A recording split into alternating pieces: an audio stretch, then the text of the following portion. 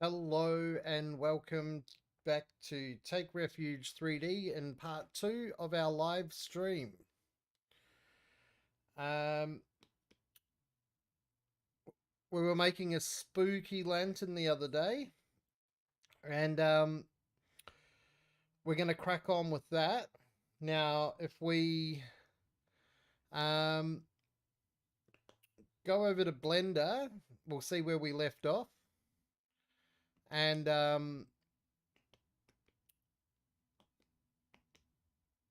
that's a ZBrush. So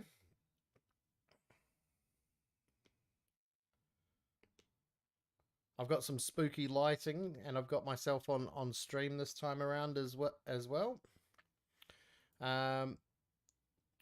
Yeah. So that's I've got my headphones on. I'm just gonna turn those off.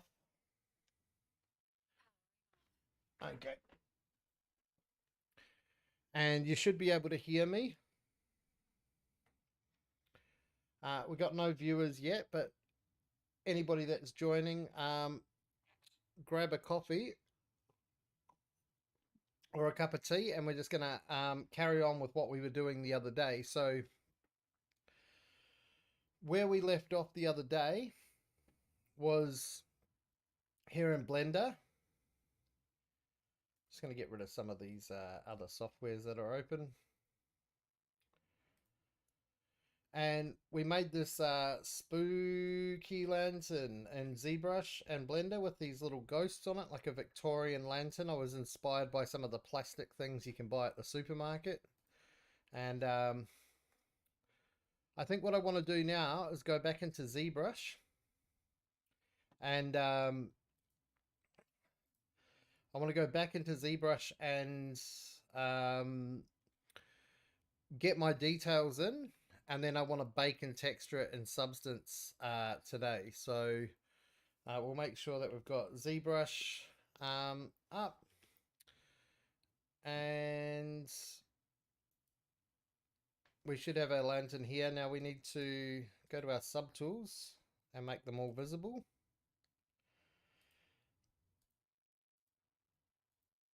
And I just want to get make sure I can see the chat pop up for anybody that joins.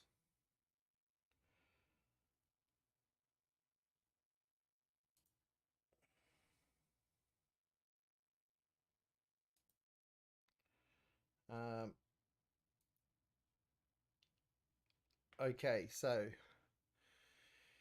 here we are with ZBrush, and we've got our lantern here. And if we go to, we can see that we've got different component parts. I'm not entirely sure. I'm happy with everything, but I just want to get a little bit more details in here, and then I want to make a low poly, and then we can go into bake. I'm going to pop out the chat just so that if anybody joins, I can see what you're saying.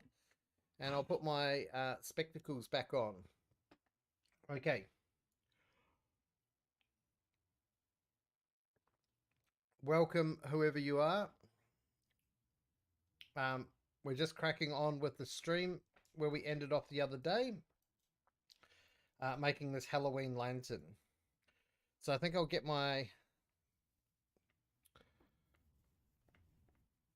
spooky glove, and we can start on this. And I might just turn this spooky light off because it's distracting. Okay, so here we go.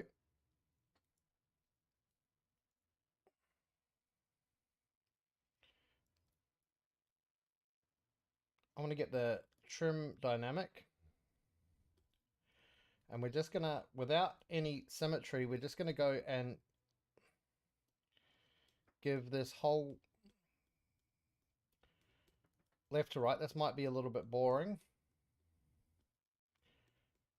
but we're just gonna give it some sort of like ironwork vibes. Let's get my mouse out of the way.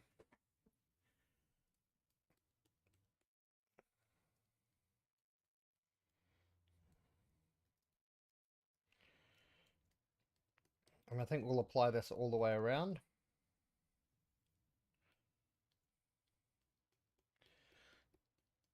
Let me know if the stream is working well.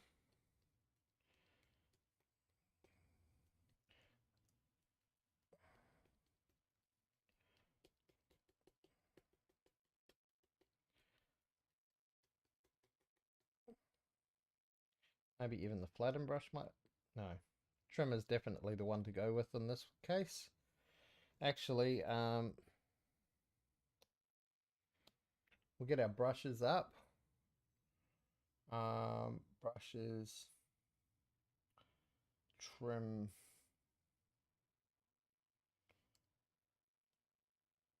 Maybe we'll use like this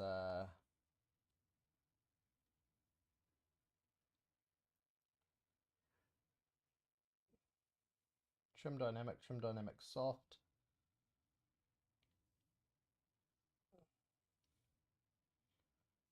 Might just try this one.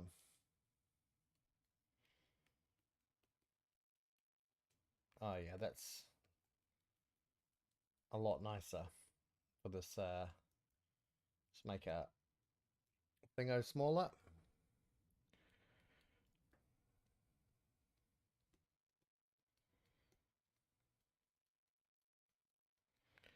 And just working our way around, and maybe as we go, well, what we'll do this first, and then because we had some problems with the positioning the other day, not all of the ghosts got faces or good faces, so I might give all 7 of the ghosts a bit of a unique face or expression. And there we've got that. This is really, it doesn't really need to be that fancy. It's going to be more of a background asset. I want to get the clay build up around here and just create some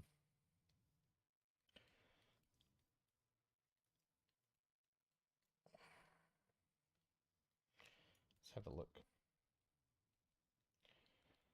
Create some depth to it. So I don't know if I saved the original reference board, but I'm just going to go not off reference at this point in time. And we might need to pull up some reference later on, maybe when we're texturing. And I'm going to go to the damn standard. I've got all custom shortcuts for all of these brushes. Actually, we'll go to the flatten brush and we'll just make some of these a bit flatter.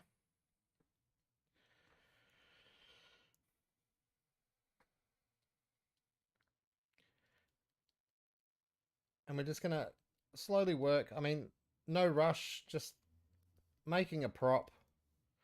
We'll probably make a scene this weekend as well before Halloween. Let's get this trim dynamic. And you can press 1 to emphasize, I don't know what it's called, but it basically does the stroke again. And what I might do is I might go to stroke, lazy mouse, and lazy step. That should, yeah. Bring that back down. Lazy smooth. No.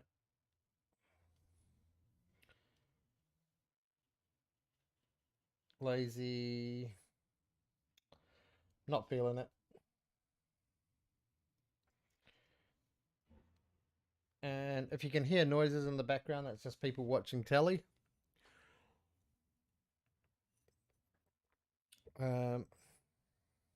Backtrack. Lazy radius. I don't know what I've done there. Let's just turn it off.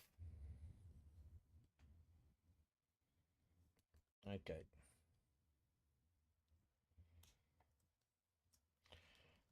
And this is just going to help with our overall shape and ambient occlusion and stuff like that. And we've got these little bits here, so I'm just going to separate them. This one can have one like that. We're just giving some, I don't know, not realistic, but definition, details, whatever you want to call it. And make it look like it's a bit wear and tear. So we'll go back and we'll grab our clay brush again, and we'll do the same for all of these bits here. And this will be all baked into our normal maps later. We're just giving some overall feeling of randomness or chaos or wear and tear. It doesn't really seem important, but when we bake our things like our position map and our thickness map, it'll drive the textures, and it'll allow us to put things like mold and mildew or rust, and have that driven by these heights or these definitions. So what we'll probably do is we'll probably finish this off in ZBrush, and we will probably retopo it in ZBrush as well using Z Remesher. And then we'll take it into Marmoset for baking and Substance for painting. I don't know how far we will get on it tonight, but I like the idea of doing a little stream series with maybe we can just add some, what will the clay do there? Let's take the trim brush again, and let's get these edges and just give them a little bit of love. Okay.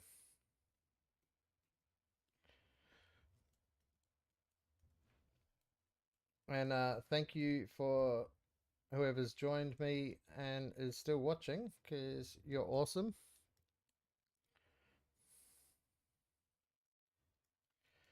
Just smoothing off, just eating away at it, and smoothing it off. I don't want it to be too harsh, just... We got 3 million polygons, which is quite a lot, to be honest.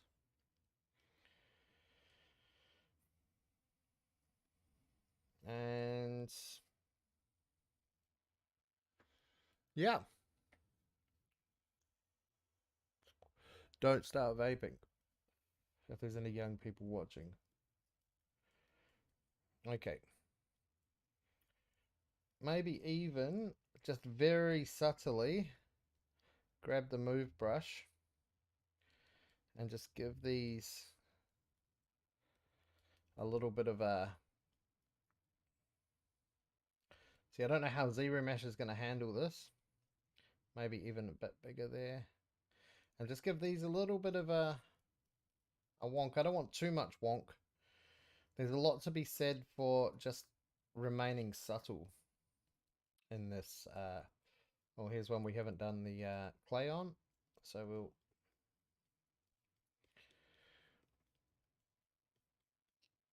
And maybe we'll just give it a little bit of a trim on this one as well.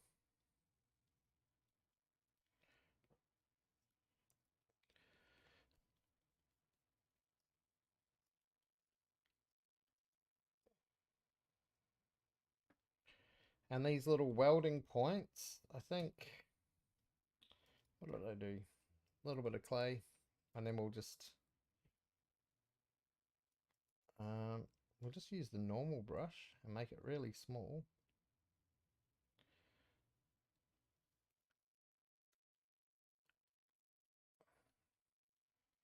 And we'll just do that for all of them. These little details, I mean, I'm no good drawer or anything like that, but these little details, They do make a difference in terms of things like highlights and stuff like that later on. I'm not an artist. I haven't been to art school. Oh, I am an artist because I do art and I sell art and I make a little bit of money off it. So that I guess that makes me a professional artist. But um, it's still a hobby. It's still a hobby. I'm a hobbyist. Everything I've learned from reading books and YouTube tutorials and a few paid tutorials here and there. Anatomy for Sculptors, great book. And yeah.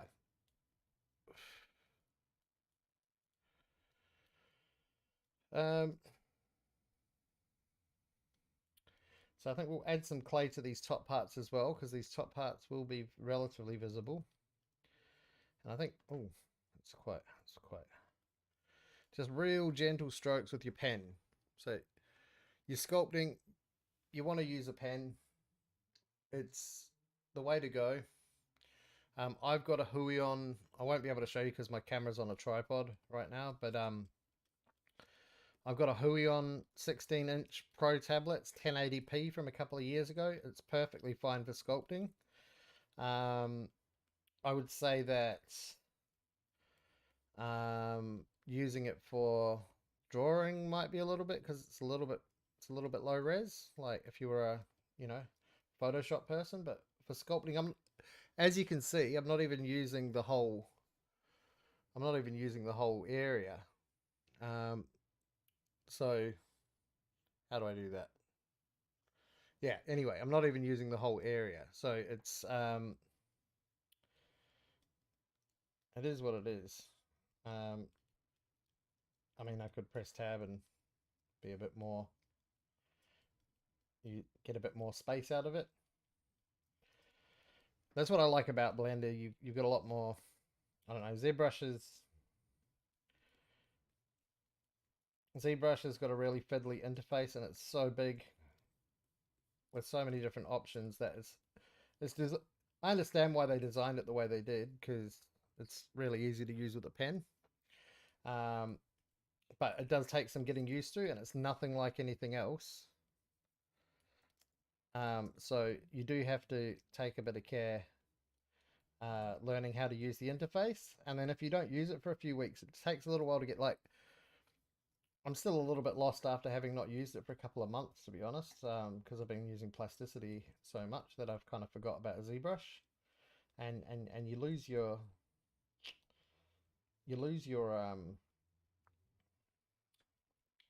muscle memory over time. Now I think we'll just get the trim brush and we'll eat away at these corners a little bit. So all we're doing here is probably a little bit hard to see, but if we choose a different material, just temporarily, um, oh, something like this, or uh,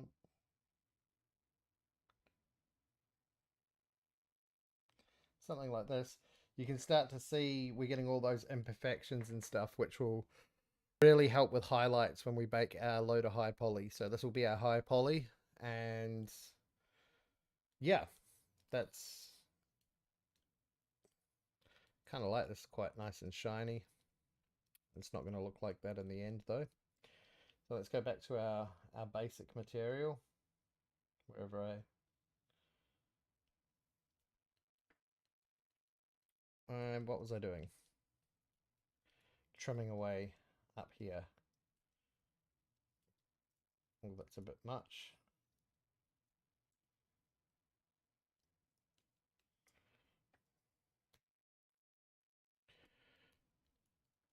Just getting some imperfections, maybe we'll use this to drive the rust or something. I definitely want this lamp to look like it's haunted, much like I do most days.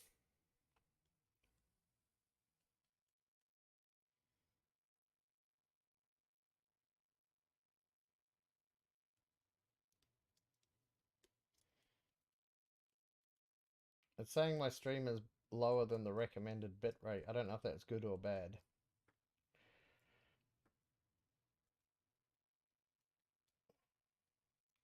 Okay, we did some big breakup here the other day. Now let's do some small breakup.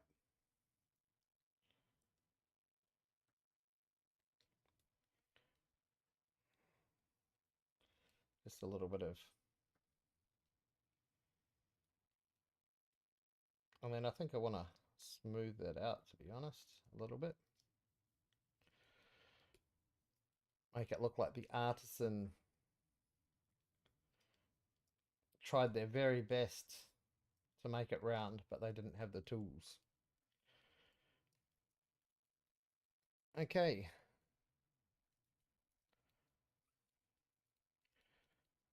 Let's get that flatten brush in here again.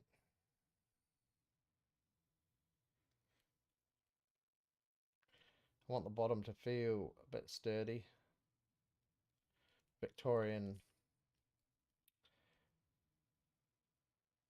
craftsmanship.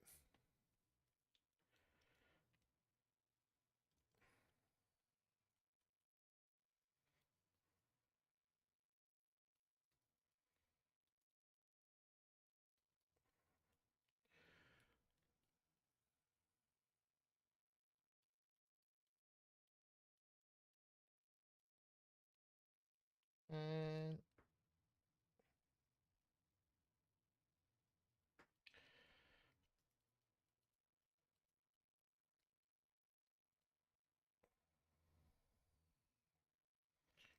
yeah, let's have a look at another material again. Okay, I'm not allowed to use redshift materials.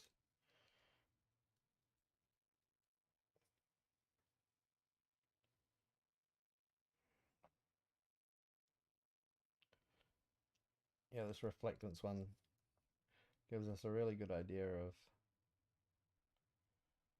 Yeah. Now let's have a look at these ghosts. Oh, actually, this is a nice shader. It shows us our highlights. So this ghost is okay. That ghost is okay. That ghost is okay. This one is missing an eye. So let's...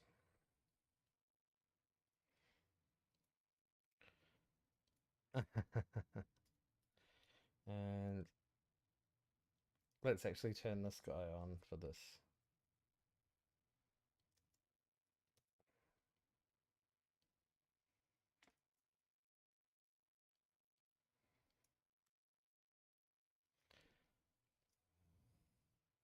Let's get the move brush. And let's give his mouth a little bit of...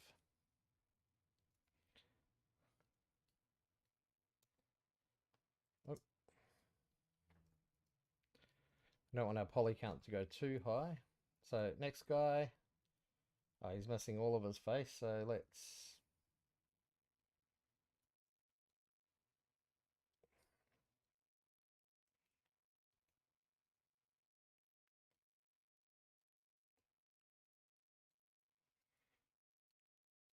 Okay.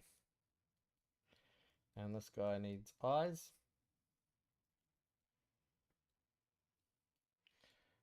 Okay. And there we go. Except I kind of want his mouth to be bigger. Ooh, spooky.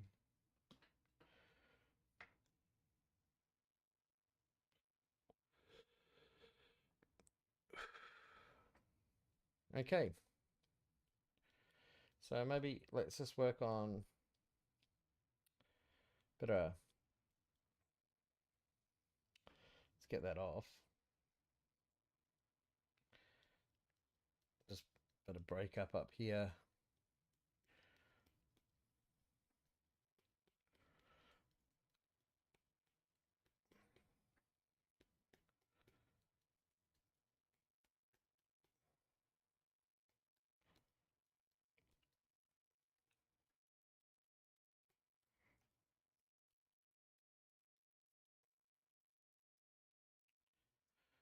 And a few people have jumped in and then jumped out again. And yeah.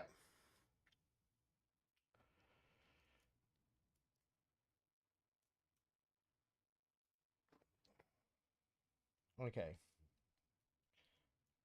We did give some little normal imperfections to this ring. I doubt it will be big enough to see, but just in case it is,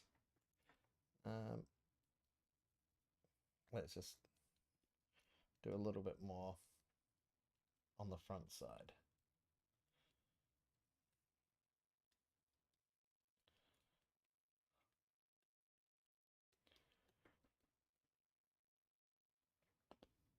I hope you can all hear me okay. I'll bring the microphone a bit closer.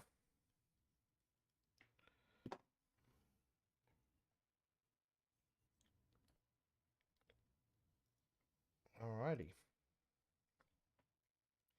And don't forget, guys, quite a few new videos up if you haven't had a look on plasticity in particular. Let's add some kind of welding line or join here.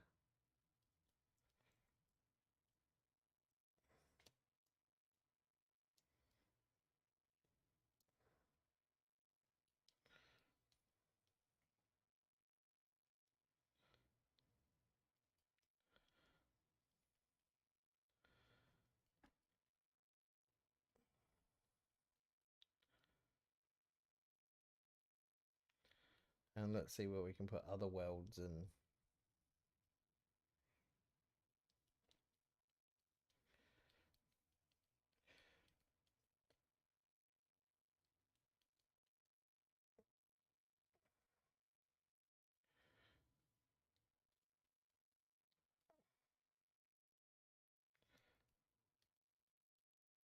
Okay.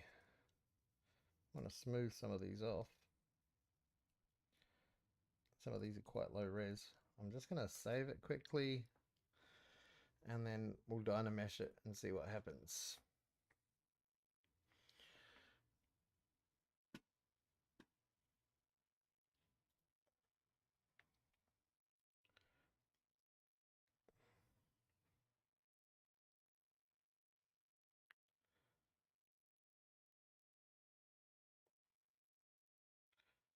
Okay. Did we lose any important details? And I don't know about these, to be honest. I might just hide them for now.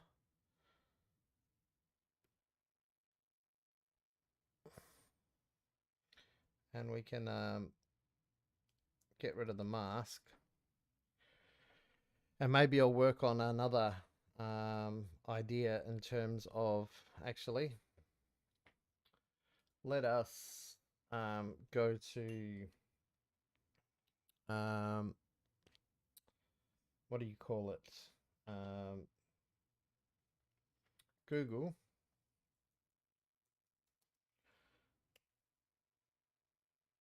And images. And we'll go to Google Images and we'll go Haloween, Hell, 2 L's. You can see already. And then we'll go Silhouette. And then we'll just see if we can get any spooky ideas. Oh.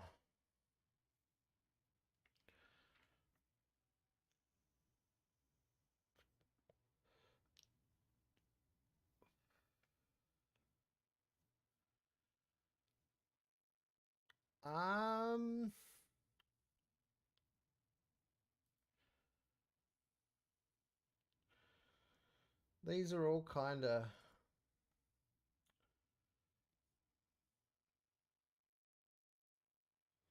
trash.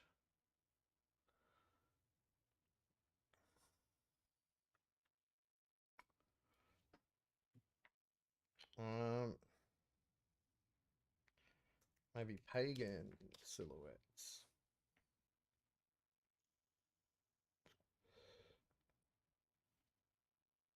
No.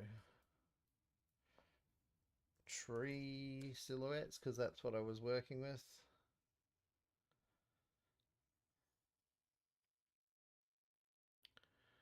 Maybe something more like that.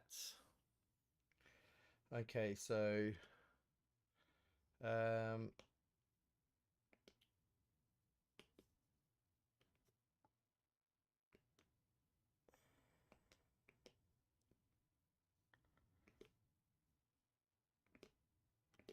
there we go, back to ZBrush, and let's just, I've got this up on my other monitor here.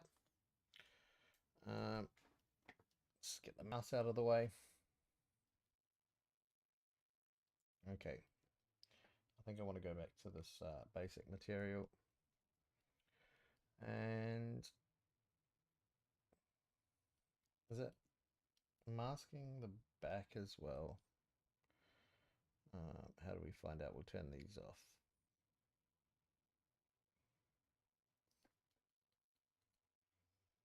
Yes, it is. So I want to turn brush, back face masking. Where is that? Auto masking.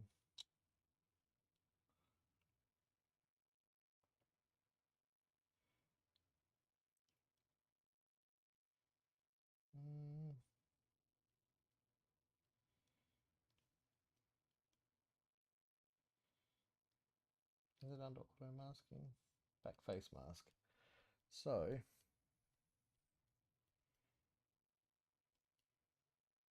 still coming through because I think it's too thin.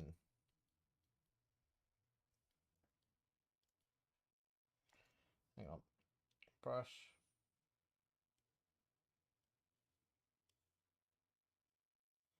Brush. Back face mask. Intensity. I don't really know what these settings do.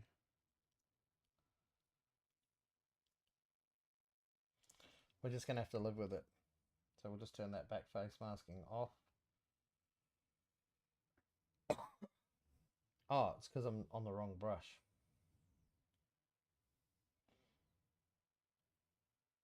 Back face mask. No, it still happens, so let's just turn that off. Back face mask.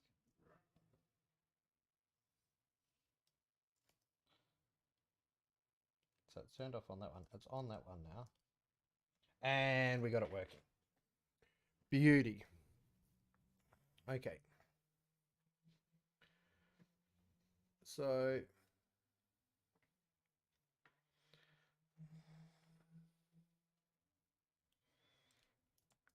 I'm going to look at that tree that I've got.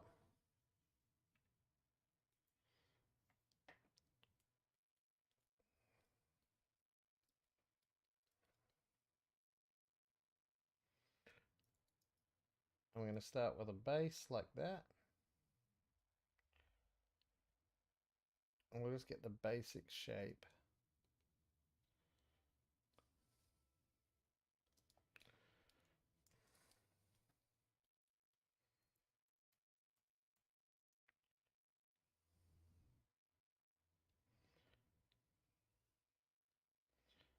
Needs to be a little bit more,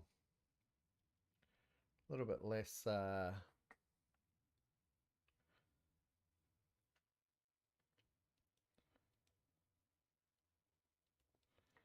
and then we'll have a branch come off here. And another one. And this can come up here. And how's the back face masking doing? Great. Now let's make our brush smaller.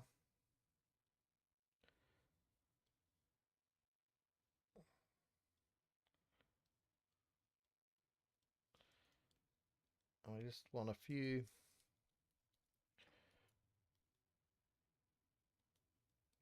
branches.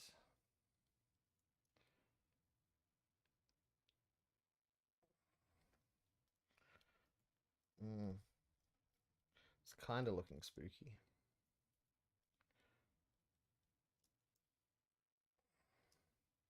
Grow mask, shrink mask, sharpen mask. Okay, there we go.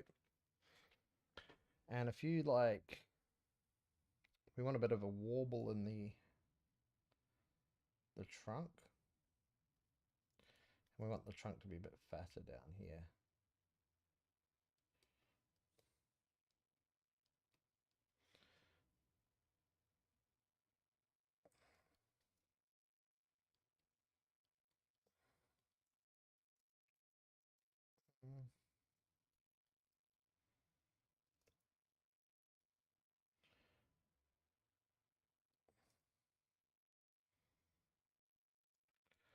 No.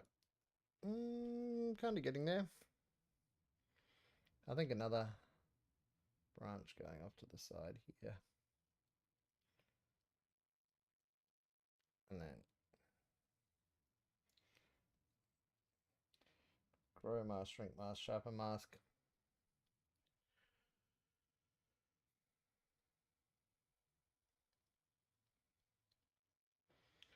And then we can just have a smaller branch coming off here. And even smaller ones.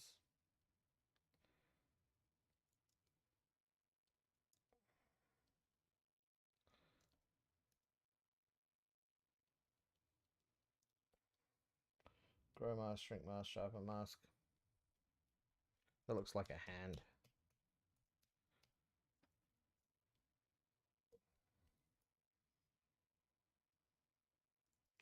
Want some like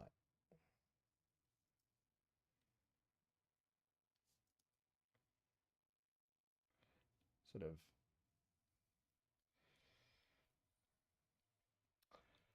I don't know. Don't think I'm doing a very good job of this, to be honest.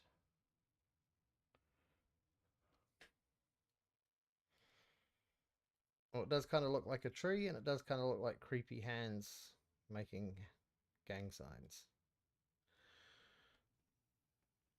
So we'll carry on with that.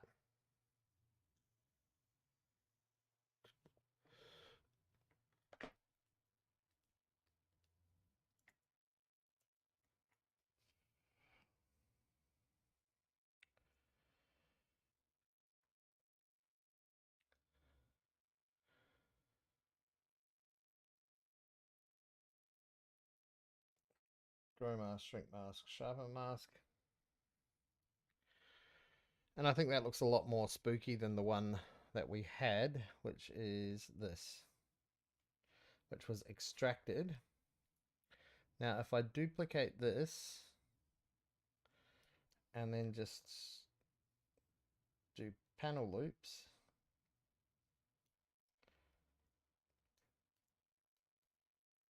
what's happened there? Group masked, panel loops.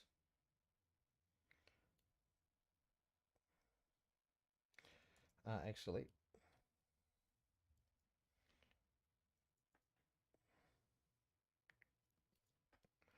group visible,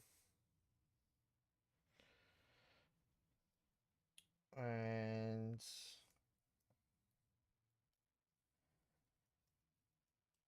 group masked. Okay, and then panel loops it.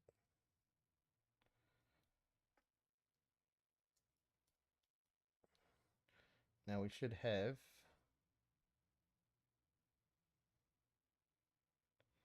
that.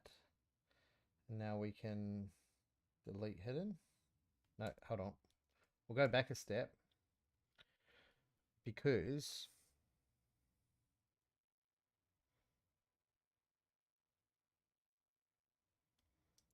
get rid of the mask on that.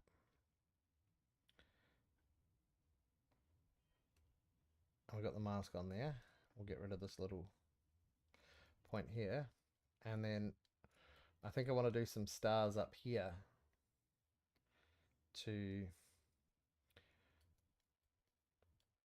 but I want this to be all iron with the stars being the glass. So we'll do the opposite to that.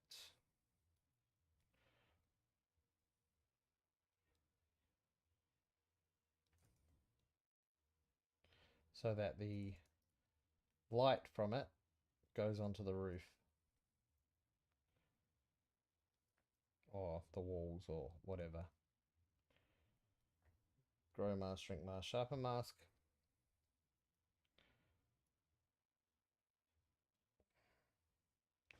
And we're on this one. So we'll go panel, invert it, panel loops. Is that right? No, hold on.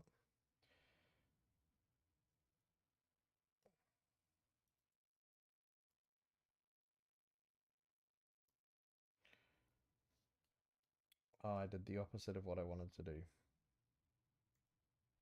Let's go back a few steps.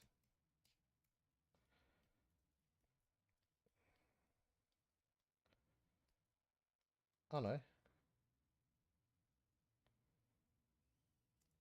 Oh, I know.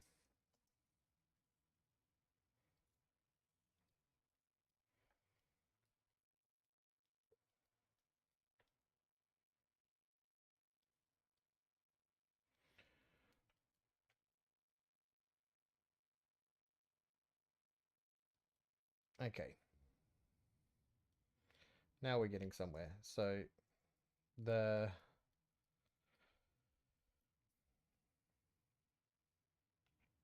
white areas that are currently white will be what creates the shadow, and the dark areas are what will be creates the light. So we'll do one more star, one more good star. Grow mask, shrink mask, sharpen mask. Let's give that a little bit more definition. And then have we got groups? No. So we'll go invert, group masked, invert again. Should have, yep, two opposing colors. Panel loops. Okay. And that has given us what we need. So if we invert the mask one more time and hide it, right?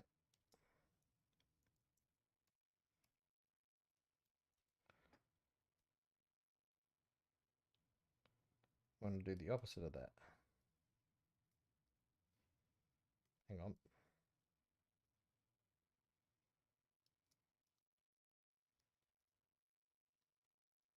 Oh, it's because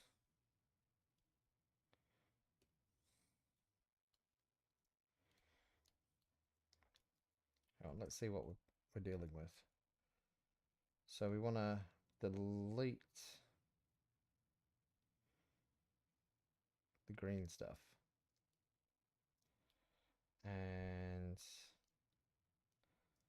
want to delete everything except for that.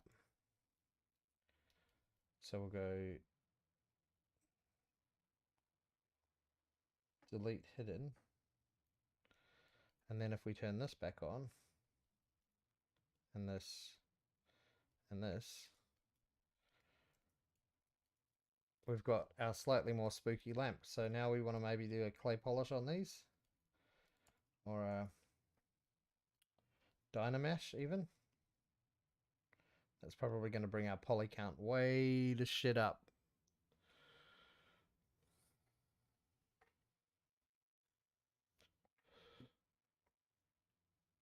And if you can see my backdrop here, this was my last year Halloween render. It's a video. It's on my channel. If you go and have a look, it's a spooky little video. I've pretty much done a Halloween render every year.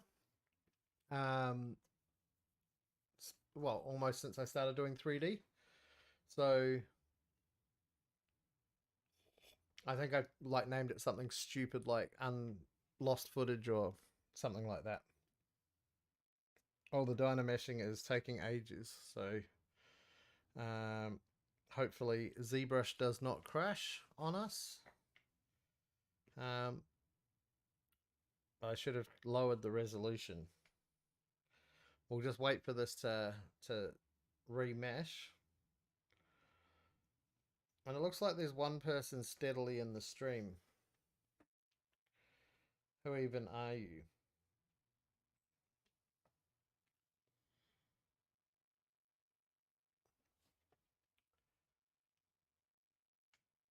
Thank you for being here regardless.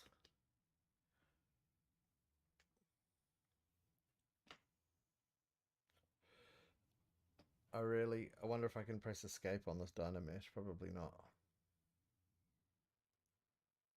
No. Wait for program to respond. We'll just go to our backdrop. Have we still got Blender open?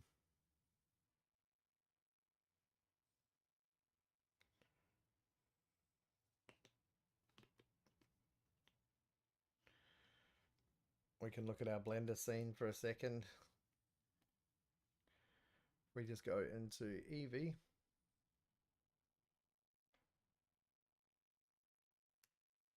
Turn off our lock camera while ZBrush does its thing. Let's turn off scene world and scene lights.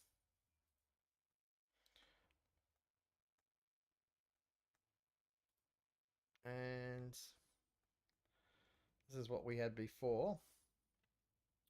I do want to make the transparency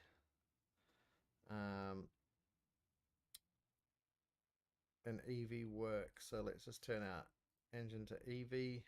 How do we do this again? Go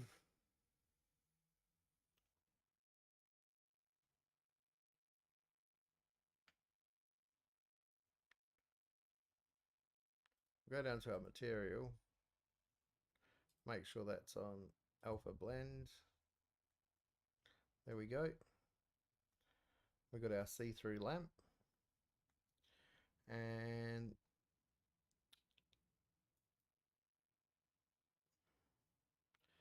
let's see where it's refraction we want. Yeah.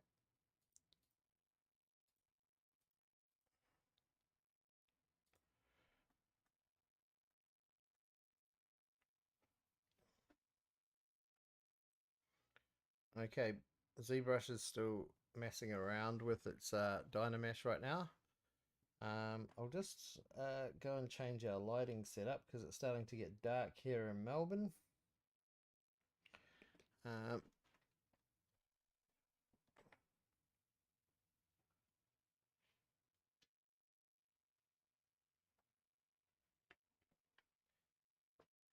How's that? It's a little bit fuzzy on the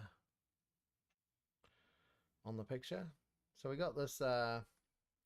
Oh yeah, this glass material that I'm using here. We'll just hide this. I'll hide this. This is something I made. It's available on Blender Kit. What it is it's a cheap shader that doesn't throw any. It doesn't throw any. It takes away some of the. It takes away some of the physicality of glass. So if you go down here, you see it's called cheap glass material. It's on Blender Kit and it's had over shit like close to 50,000 downloads since January, which is when I uploaded it, which is just nuts. It's free, but I do get a little bit of money if paid users download it. So it's actually netted me about 100 USD, maybe a little bit more, for something that took me.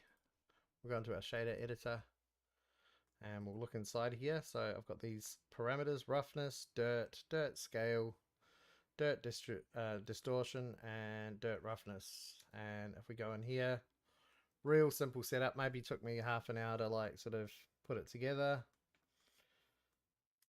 And it's super popular, I guess, because people have crappy PCs. But if we go and have a look at it in our layout, and we just play with some of these settings. They're actually a little bit easier to see, and so dirt scale we can turn up, dirt roughness, roughness in general, dirt roughness, and it's very subtle. You can see it in cycles better. If we unhide everything, we need to turn cycles on. My computer's starting to real chug.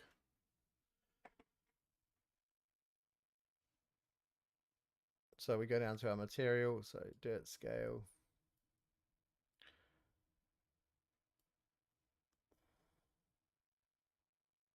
And you see it's super subtle, but there is a little bit of the amount of dirt we put on, dirt roughness, we can bring it down, and you'll start to see those edges get a little bit of dirt around them. Super cheap, super useful. And so if we just let's say we just move this to let's just get a normal glass material in here.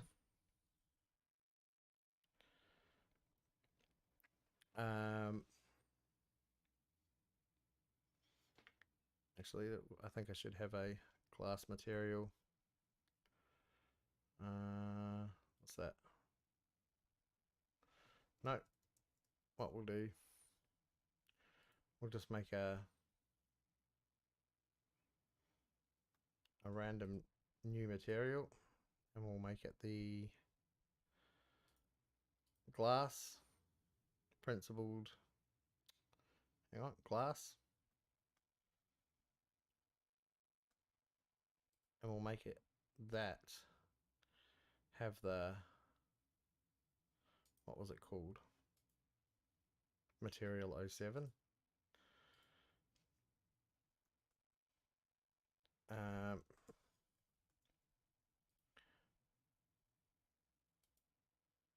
And you'll just see how this starts to chug. And we can bring our roughness down. We'll go back to whatever that one was previously. Just get rid of that. Yep. So this is more realistic glass.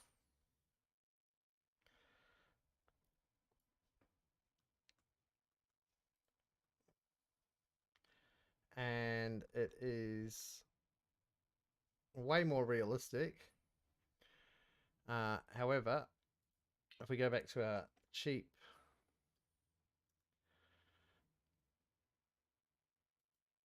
is it that one? No.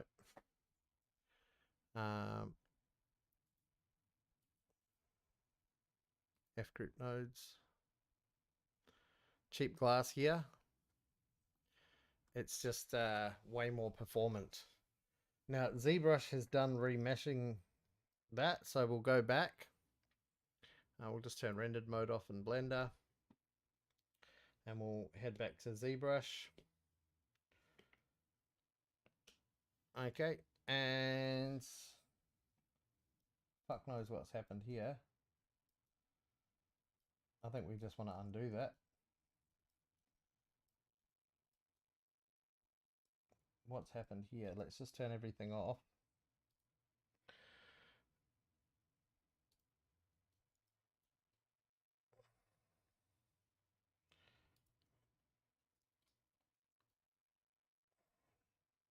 It's just group visible. Oh, I did it again. Damn it. It's going to take ages again. We'll go back to Blender. So maybe we can start making some other props for our Halloween scene. So let's have a look at,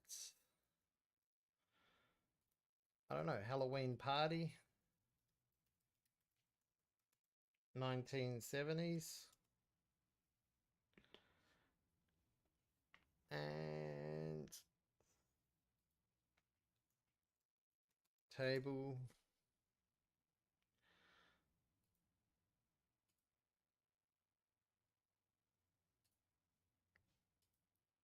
Oh, that one's pretty scary.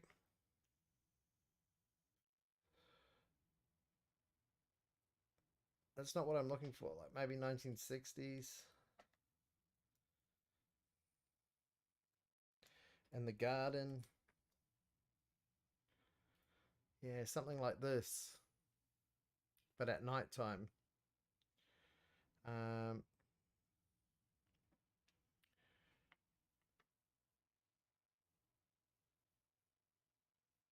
hmm.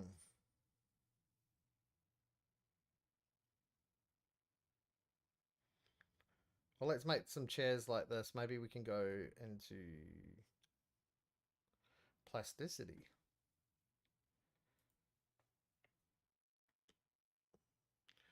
Okay, that definitely is some kind of 1960s chair, but not what we're looking for. We'll clear the scene. And I'm just going to bring my thing onto another screen down here. Actually, we'll bring that picture into PureRef.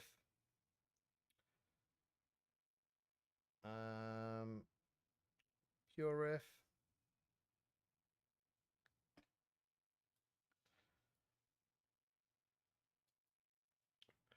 Um,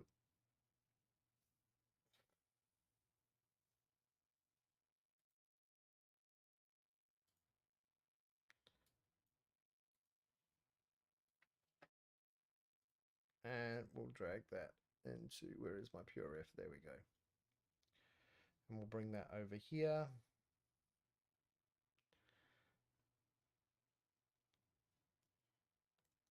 And you won't be able to see it, but I will. So, okay. Let's just make another prop.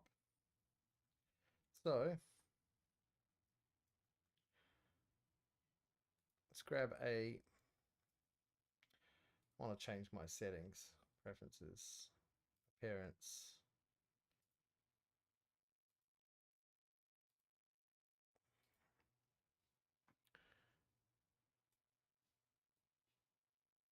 Oh yeah.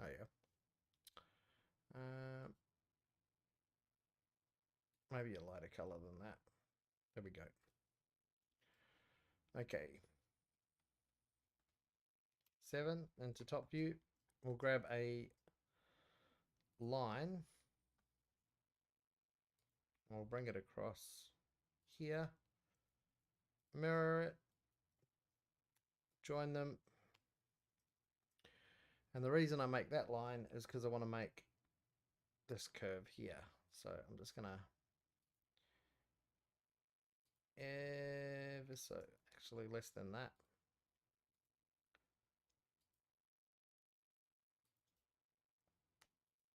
And we can get rid of that now. And then we need to make this curvy bit. So let's just get another one of these. That comes out a little bit and a little bit.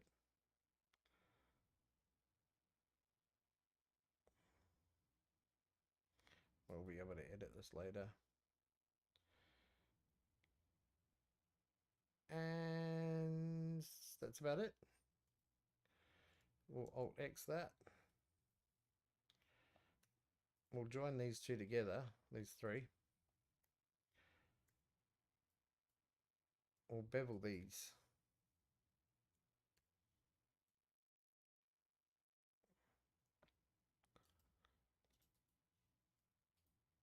Go back into one mode. Two. Let's rebuild the curve. Let's just grab these, scale them.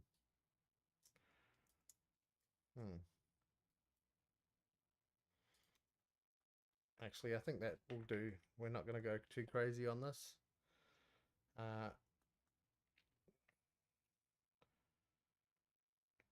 ZBrush, as you can see, is still closing holes. So we'll go back into plasticity And we'll carry on. And I really need to not press Dynamesh next time I go into ZBrush. All right. Let's save our fillets for later. We got this curve and we got these legs. Let's deal with the legs first. Okay, let's get and hide this curve. And center circle, place it about there. 3. Is it going to allow me to? I always forget if I'm allowed to do stuff like that. No. So what we might do is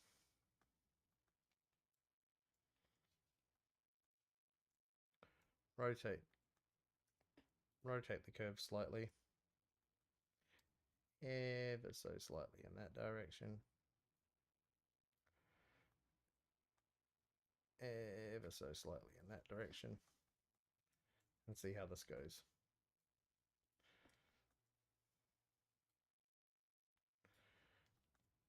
And we want it to narrow down towards the base.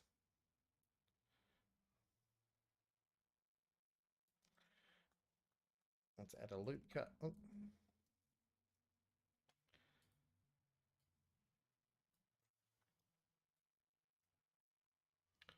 Narrow down towards the base.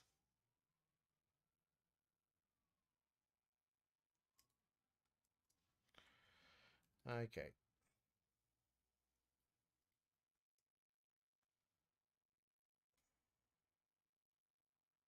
There we go. Add a loop cut on that there. Add another loop cut there. And add another loop cut there. And let's just see what happens if we loft these. Okay.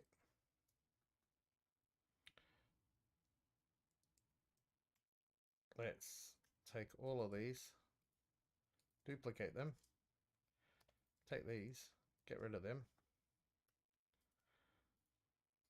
and loft them. Oh, let's scale that one up. There we go. But we almost want that to be lower. So let's make that a construction plane. GZ. Scale it down. And let's loft them now. Oh, we want the middle one to be scaled up. Scale.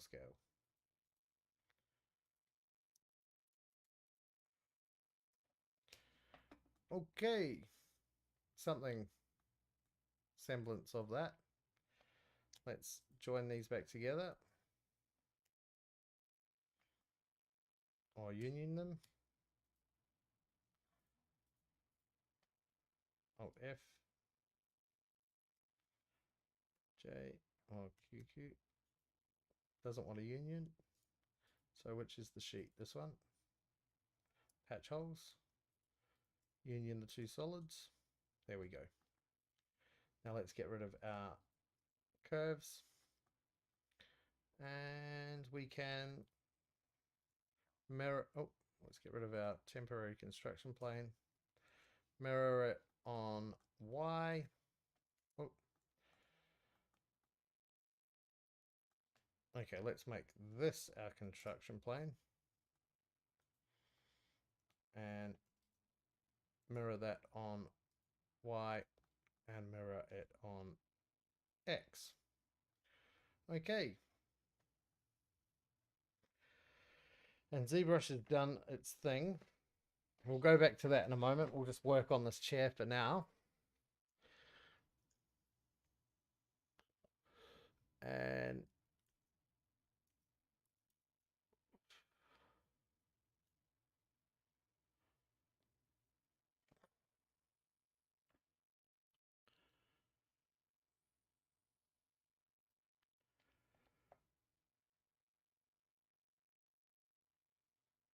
Okay.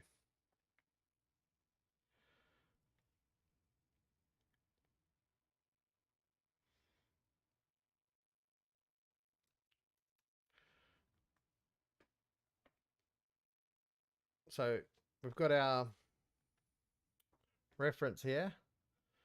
I think once we've done with our lantern, we'll sculpt a pumpkin in ZBrush. Okay, so with our chair, we've got this, which comes around like that. I think we can use the pipe tool for that. So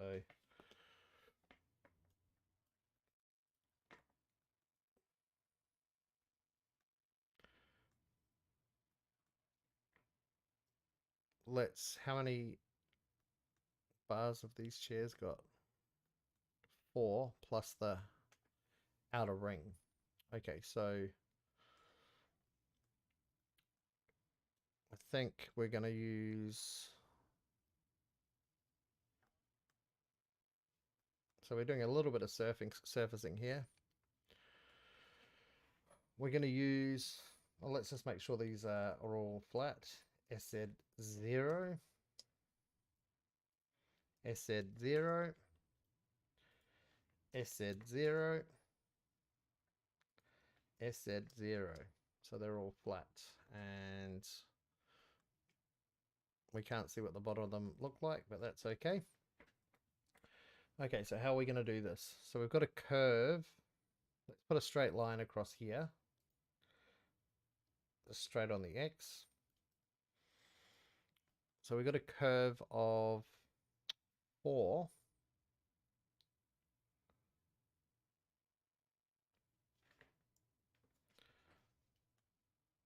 So when I go GZ,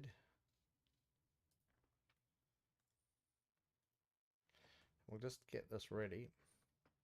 GZ. And then we will Shift D, G, oh, Shift D on the X. And then we'll just mirror that. And then we'll take these, and hopefully this works. Scale Y. Well, let's go G, Y, scale X, G, Y. I'm really just not being too appropriate with these here. We'll just give these all a little guy in their middle. And just pull them out just to give it a bit of a curve. And we can bevel. Oh, I always forget that. Bevel that. Okay. And then let's scale these ones in. Actually, let's scale these ones in. Doesn't like that.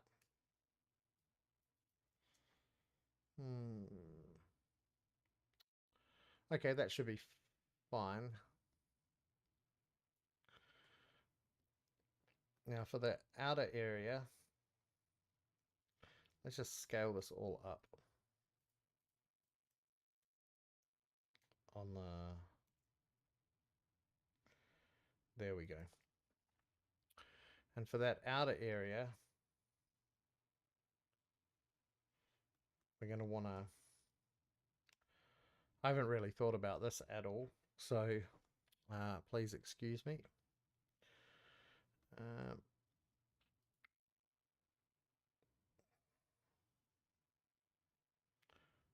We'll bring this one up like that.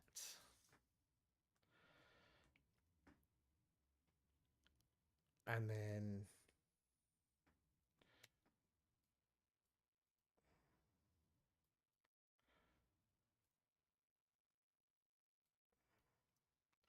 G. And then we'll use this guy. Oh, actually, this guy. No. How do I want to do this? Oh, we'll use the control point curve.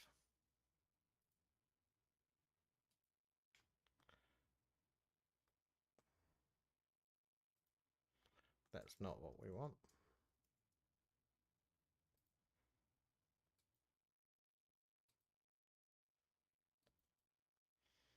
Nope, we'll use this curve here. Actually, maybe if I go into the top mode.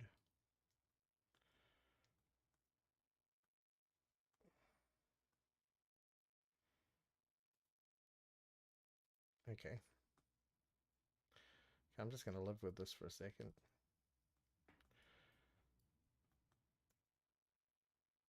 No.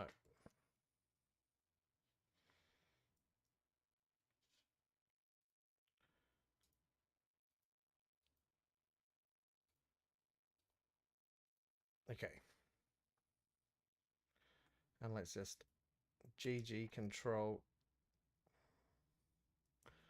I think I'm going to just use the normal curve and bevel it. That might just be the way to go.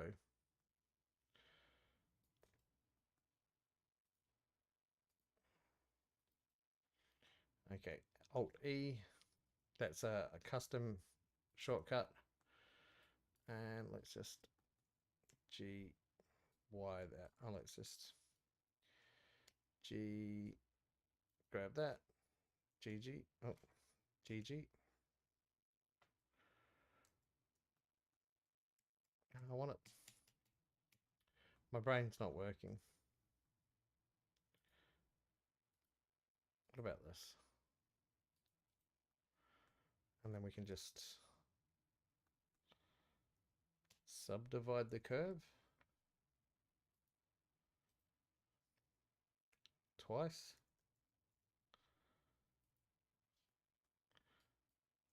And just pull these out. Let's get rid of the temporary. Nope.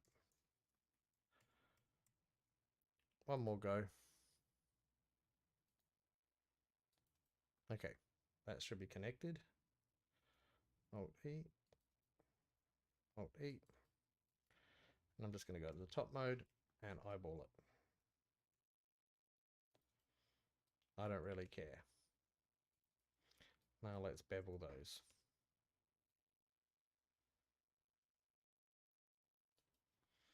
No. What if I try this?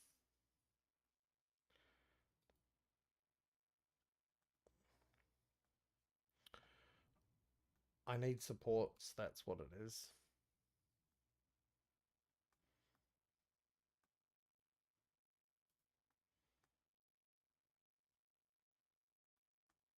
So if I just, no.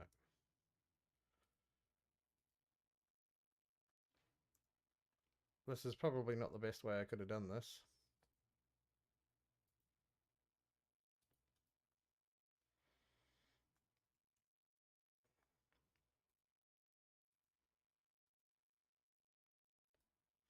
Okay, this is how it's going to have to be. And then we join these two. J, 1, B, rebuild curve.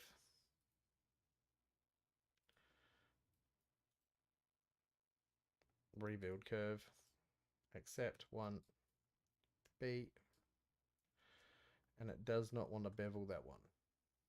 Why not?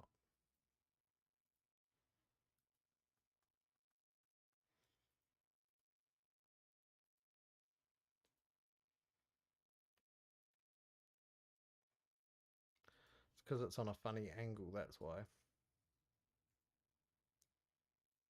Okay. Back again. Back once again with the Renegade Master.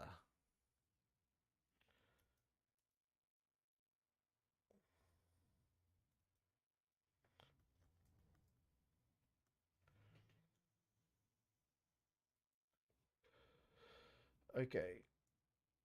So,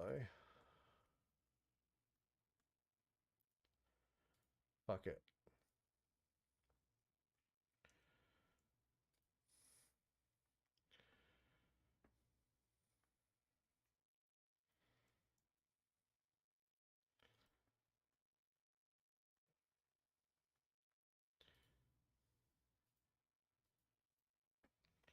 Let's join those.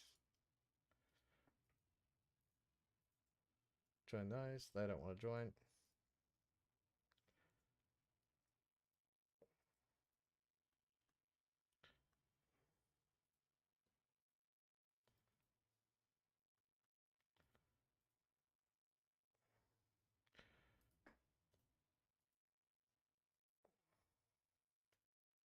There we go. Let's see what happens if we can pipe it.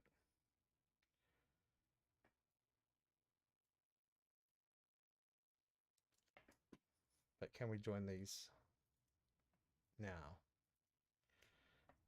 And will it let us bevel?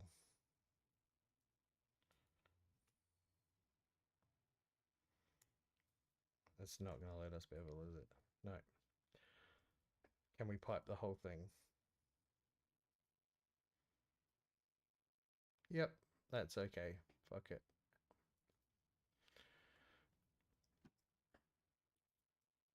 And we'll just... And it's so out of scale. I'm just really going to just try a different way with that. I'm sick of trying it this way. So, let's go simplistic. What have we got here?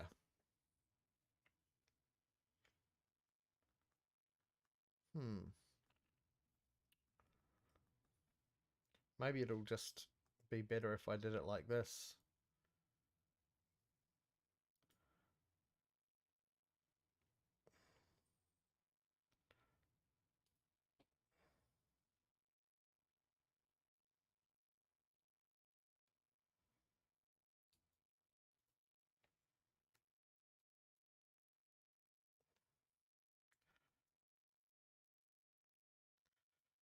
Oh, there we go. Sometimes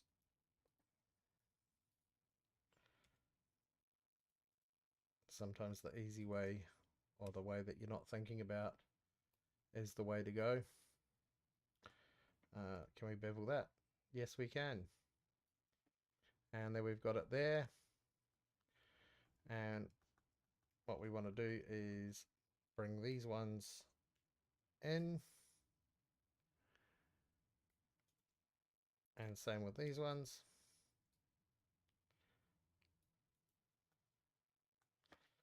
And then have one that comes from around about here down to here. Alt X. And another one that goes from here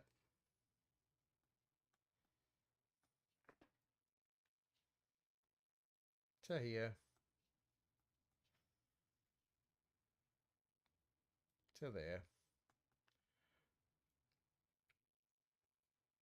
Bring that in. We only really want to do this on one side, to be honest, so we've got two of those. And this one is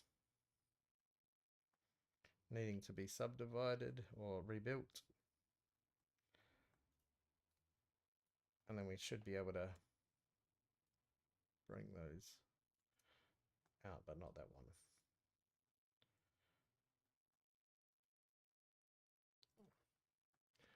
one. Okay, now let us make a pipe.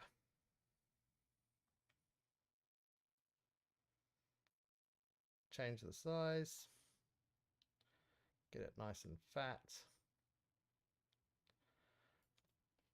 And then with these ones, should be able to do these both at the same time. No, just one at a time. So just remember what that was, 8.1 centimeters. pipe that, and just plug an 8 in there. Okay. So, do we want to do some surfacing on this? Probably. Let's give it a go. Okay. Well, let's just mirror it. And just what happens when we loft this? Nothing. Oh, it's because it's in two parts. That has got two parts to it. So what we want to do is add a middle. And what happens when we loft that? Okay, loft that. Nonsense. What happens when we loft that?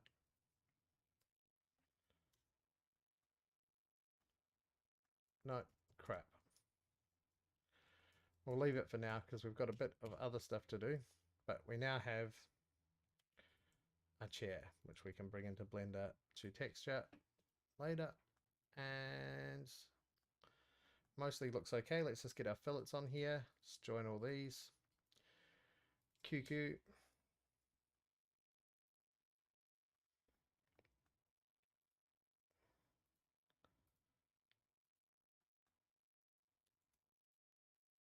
Why can't we get that base?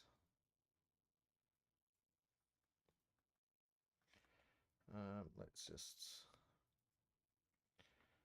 isolate this. SC0.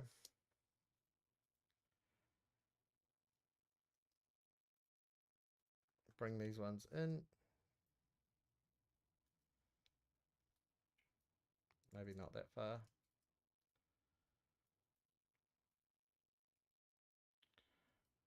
And SC0. Let's bring them down. Okay. Go out of isolated mode. Let's QQ this. And QQ these.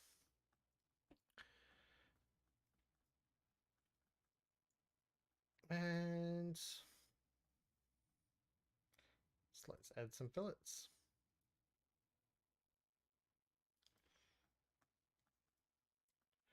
Probably wouldn't really be necessarily fillets, more joinery around here. So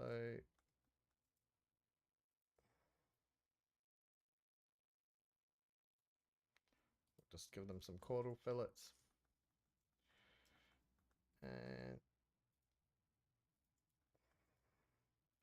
these can all have some fillets like that. And let's just see what happens if we loft.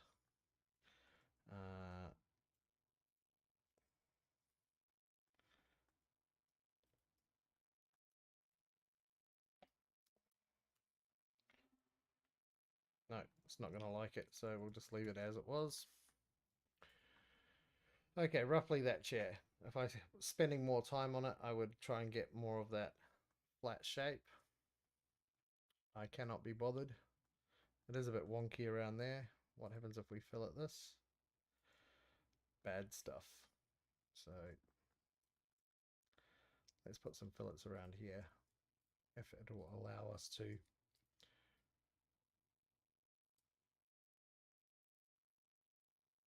Apex. There we go.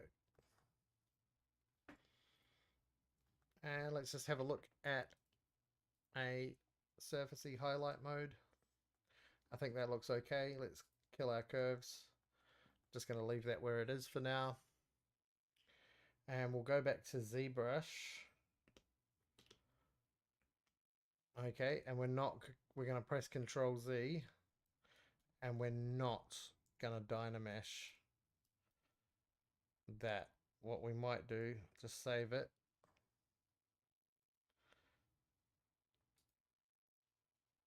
And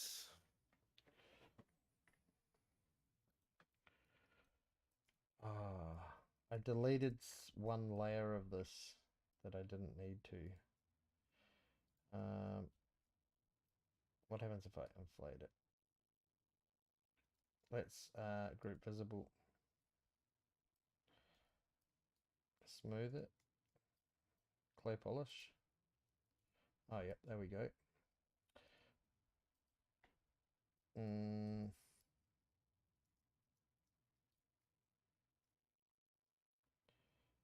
Just wondering.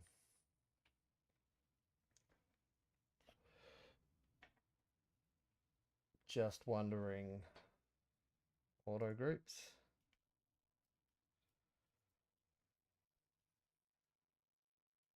No. Oh yeah, auto groups.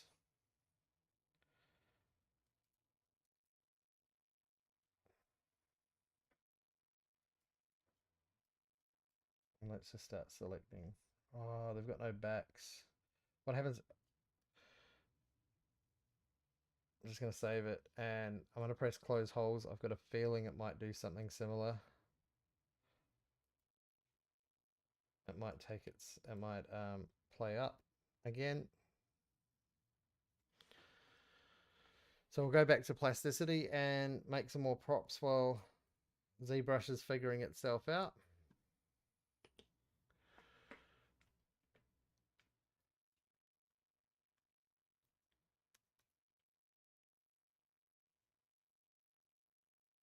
Okay.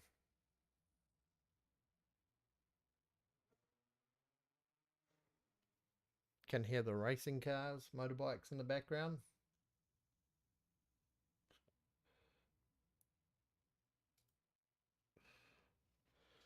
Okay.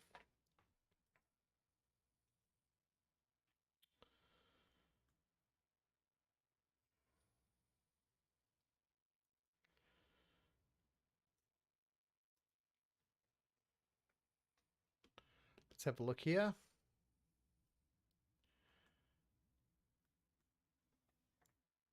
Yeah. I think we're going to have to go back a few steps in ZBrush once this calculation gets done.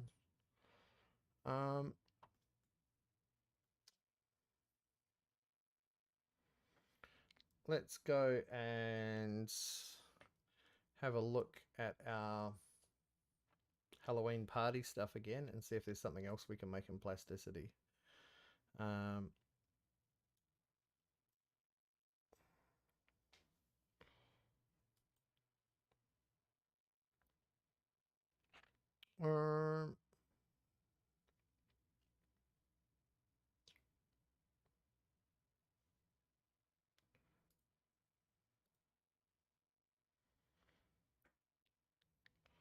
This is very similar to one of my some renders I've done in the past. That's actually very similar to. Wonder what happens if you.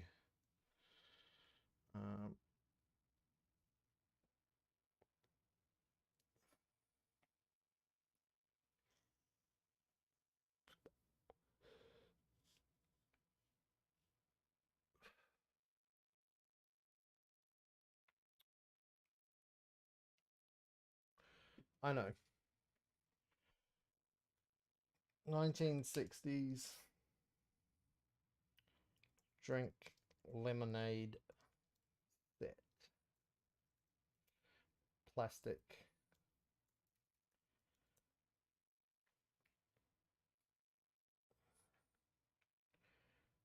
Red.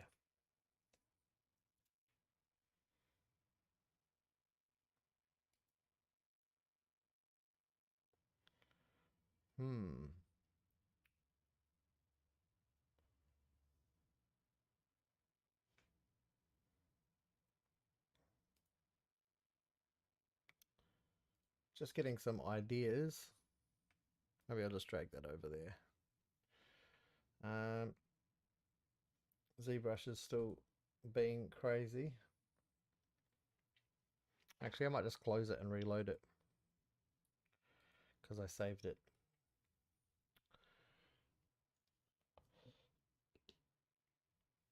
And Hopefully it remembered my back steps. No, it did not. Hang on.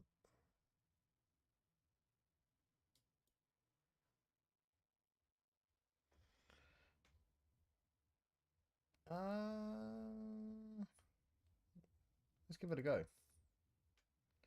Nope. Okay, this is where we were before.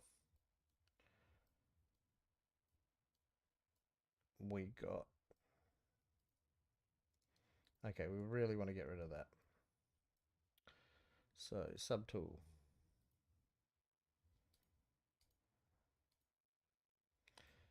And let's just check that this subtool has...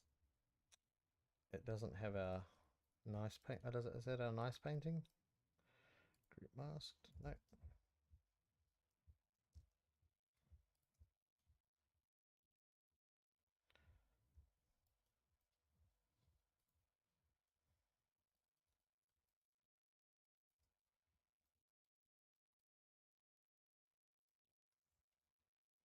Actually, let's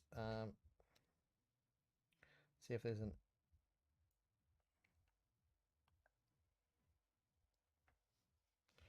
Now let's open our most recent version.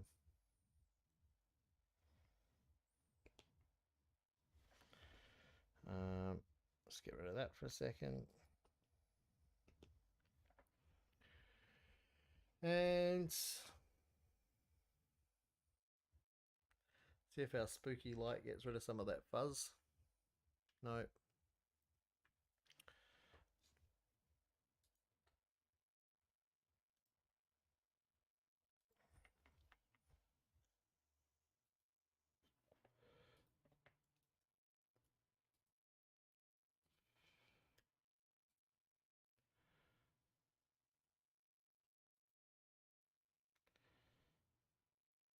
No. So what do we want to do about this?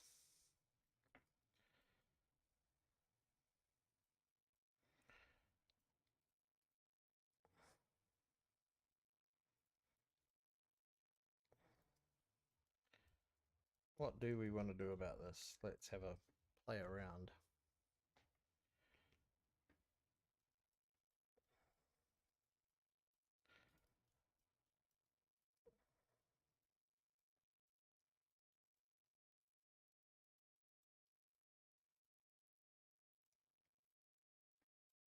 Okay. Let's group visible, delete hidden,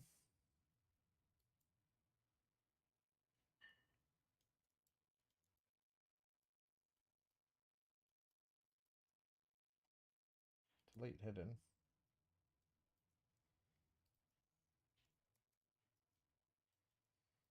Hold on. Group masked. Hang on. Yeah. And then we should be able to delete all of that. Delete hidden. Okay. And let's inflate. No. Let's extract. I really don't know what I want to do here.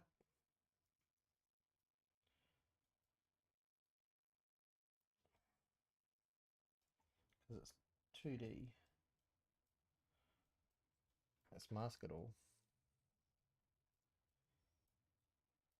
Mask all of this.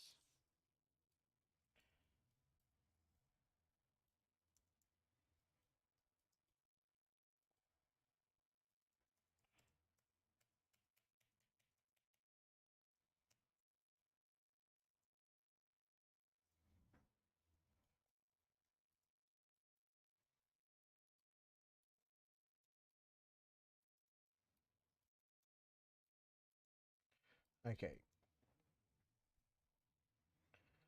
Group masked.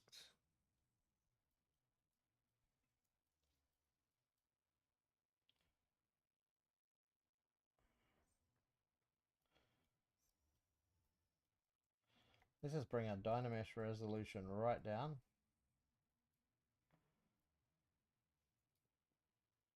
And do I want to do this?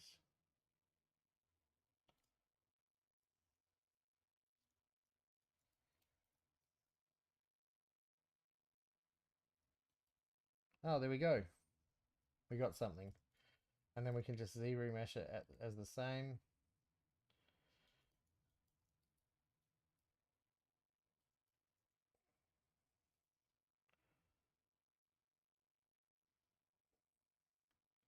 Hang on, we'll abort that. We'll get rid of the auto groups.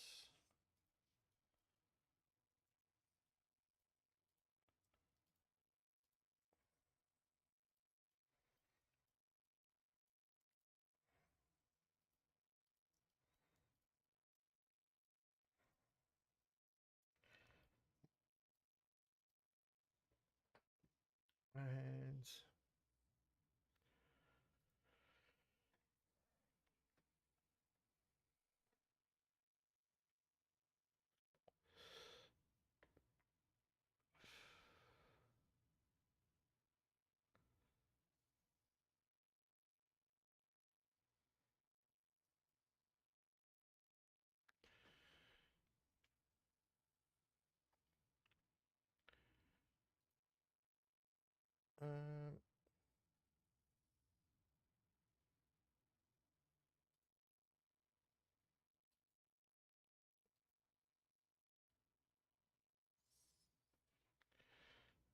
um, okay.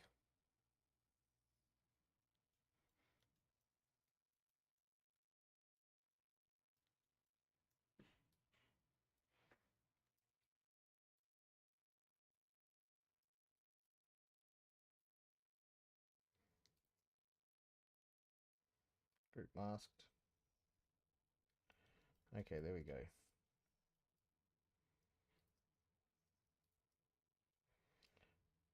Delete hidden. Save. Yes. Close holes.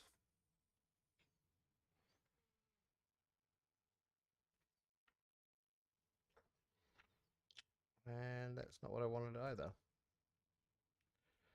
Let's just see what happens if we Z-remesh it.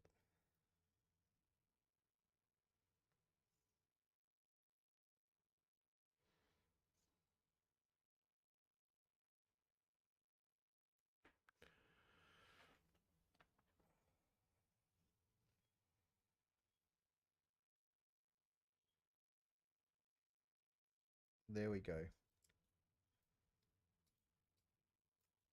And does that have holes in it? We're just going to have to leave those as is for now. And symmetry was on, so it went weird. So we need to turn symmetry off. Okay, we'll just leave the top part of it for now. And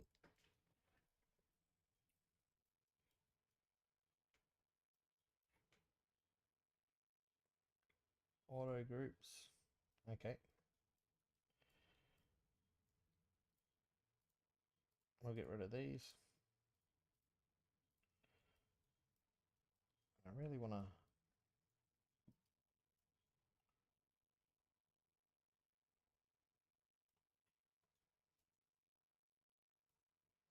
Those holes don't go all the way through, do they?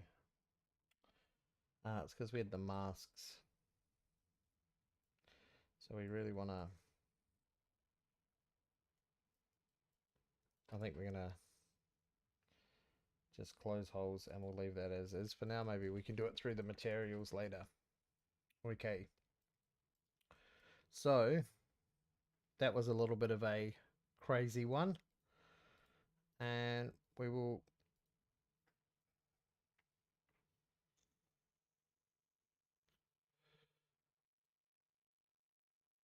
go back and start look at baking these into a lower poly mesh. So let's start with this guy.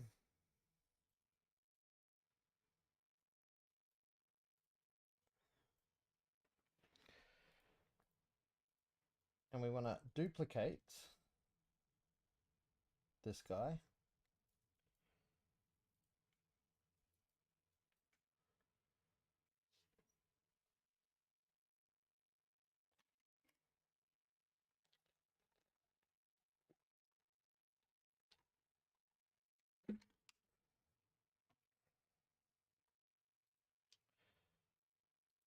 And we want to Z remesh one of these to half. Make sure symmetry is turned off. And let's see how long that takes.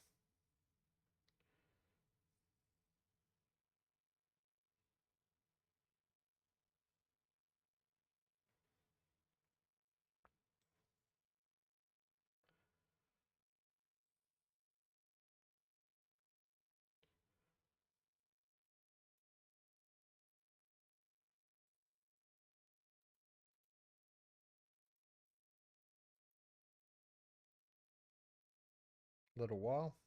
Okay. So we got half of that down.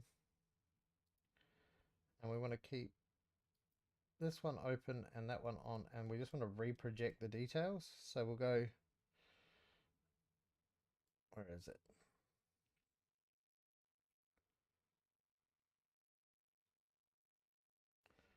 Make sure.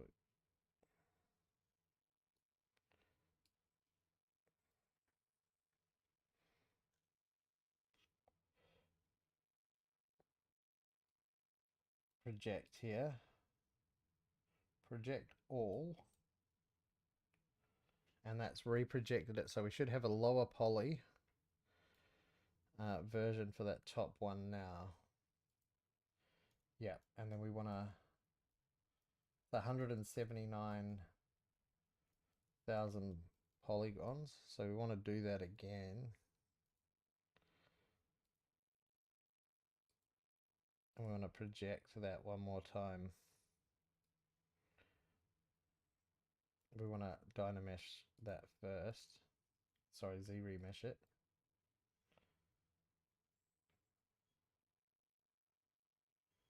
Half.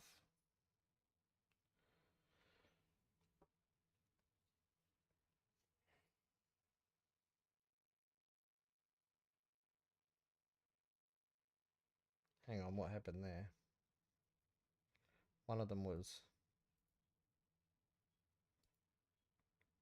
1.2.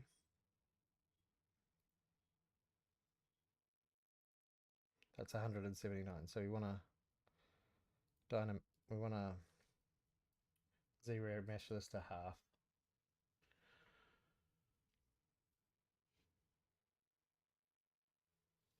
And we want to get it down below 100k, maybe even less if we can.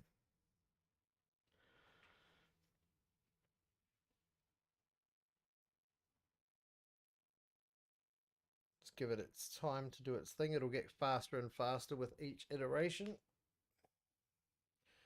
Got my spooky Halloween glove on.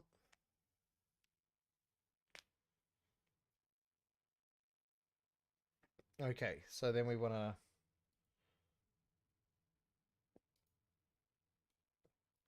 turn this one on and have this one selected. And I think we want to press project one more time, project all. And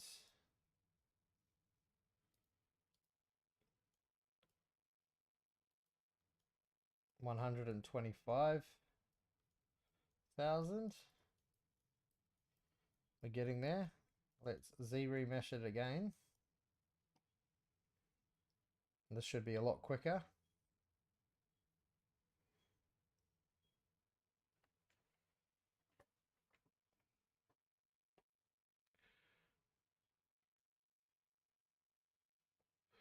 What happens when I wiggle my green screen?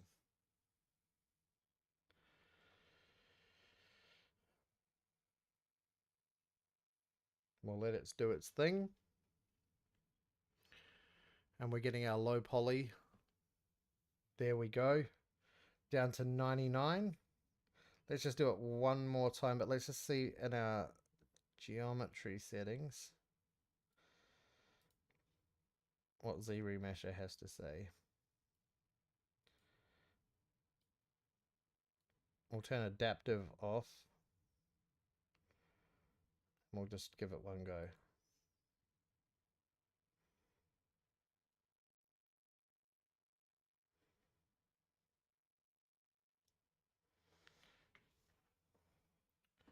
Actually, we'll go detect edges and we'll go give it one go.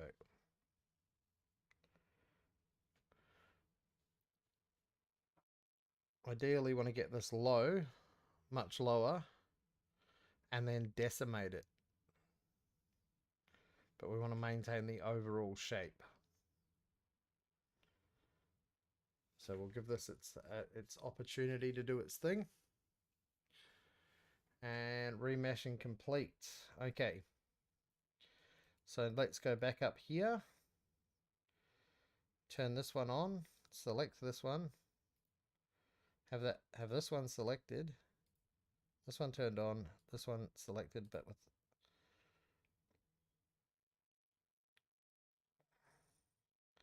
and I think one more time at the projection. Project all.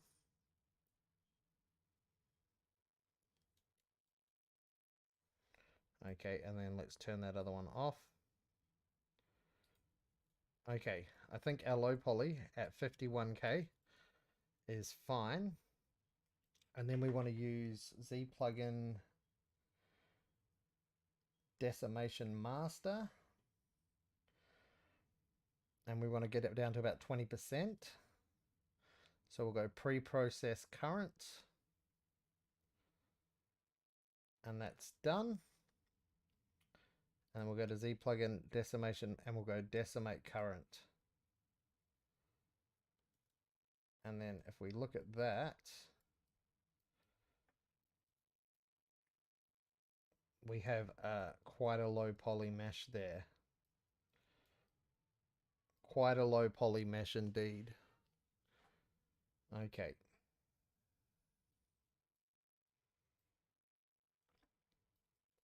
All right, so now we just need to do that for our other meshes.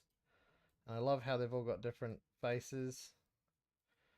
Okay, so we've got our high poly here, our low poly here, and our high poly here. And they should be more or less sitting on top of each other. So that's going to bake quite nicely once we've UV'd it in Blender. Okay, so we're getting like to game asset territory. So this is 20K. Yeah, cool. And it still maintains some of its shape, so that's great. I'm going to turn these two off. And we'll start with, I reckon we can just straight decimate that one. And I think I lost the torus. Where is the torus gone?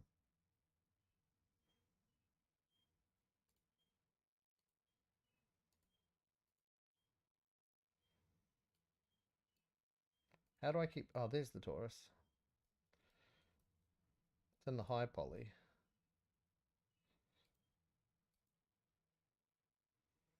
How did that not, oh, did it decimate? Oh yeah, it did. Right, so let's just straight decimate this guy. Decimation master. Actually, 15K. Let's Z remesh half.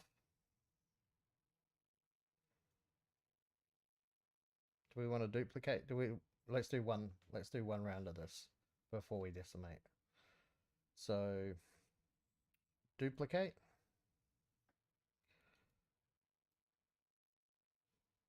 Decimate the higher one. Let's turn the other stuff off.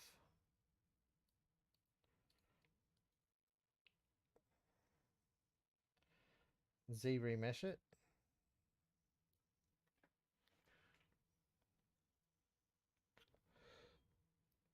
Okay. Let's turn the higher one off. What are we looking at in terms of polygons? Let's Z remesh again. And again. And again. Let's turn this guy on, this guy off. And project. Project all. He's more or less touching. There we go. Low poly, and let's decimate. Z plugin decimation. Let's pre-process current 20%. And Z plugin decimate current. How many polys have we got? 500. Great. All right, 600 almost. All right, let's move on to the glass.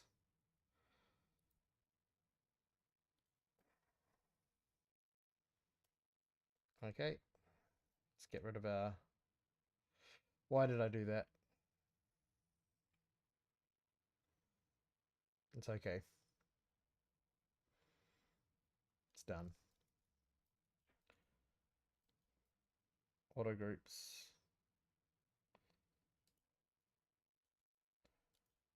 Let's just mask the whole lot. Group masked. Duplicate it. Fuck, it's got holes in it. Let's go back. There we go. Auto groups.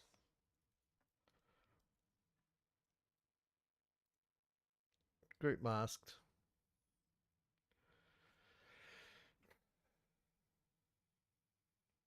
And let's get rid of our... Done it again. Gonna have to undo that step once it happens. I'm going to turn Dynamesh off so I don't do it again. And we don't have any mask, that's why it's just dark. Okay, so duplicate once again, and with this one, don't know how Zero Mesh is going to handle this, so we'll make it adaptive half Zero Mesh. Might take a little while. It's 3.36 million polys. We want to get this one pretty down. And we had symmetry turned on for that one, so we need to do it again.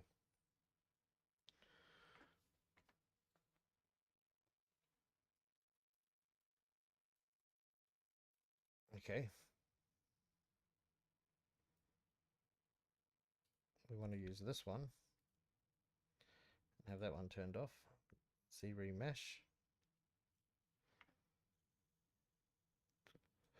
Why is it cutting it in half?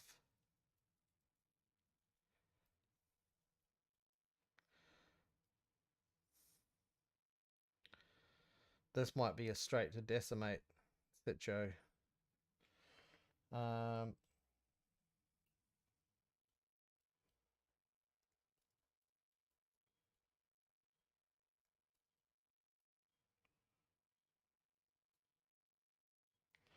adaptive off. Keep creases, detect edges. Let's give that a go.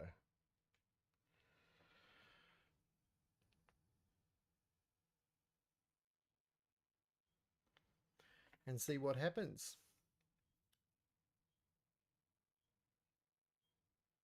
Boom. Oh, that looks nice. Okay, there we go. And then we might just want to project this one like for each time that we do it. So I want to have that selected and project all. Okay, and then we want to Z remesh that one again. Turn that off. Z remesh, same settings. Fingers crossed. Okay, and we'll do it one more time.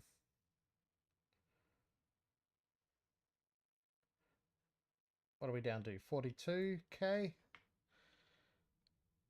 23k, and then let's project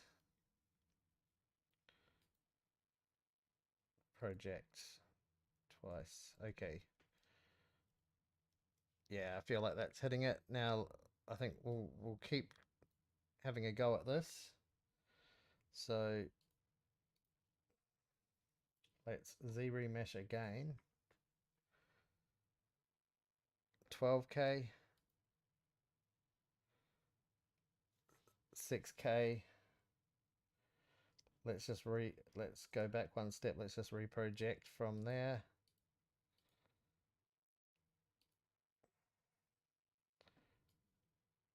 Project all.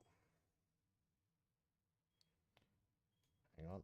We didn't have two things selected, did we?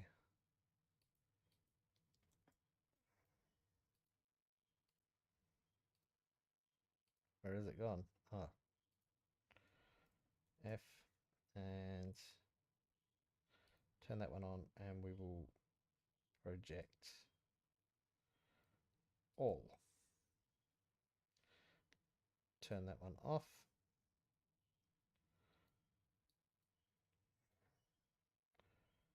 And we're down at 1k. I think that's okay for the glass for now, because we're going to decimate it now.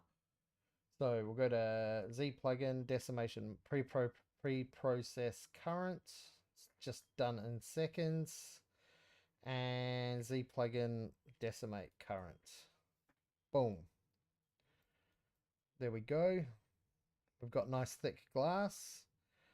Oh. And it does have its shape, so that's great.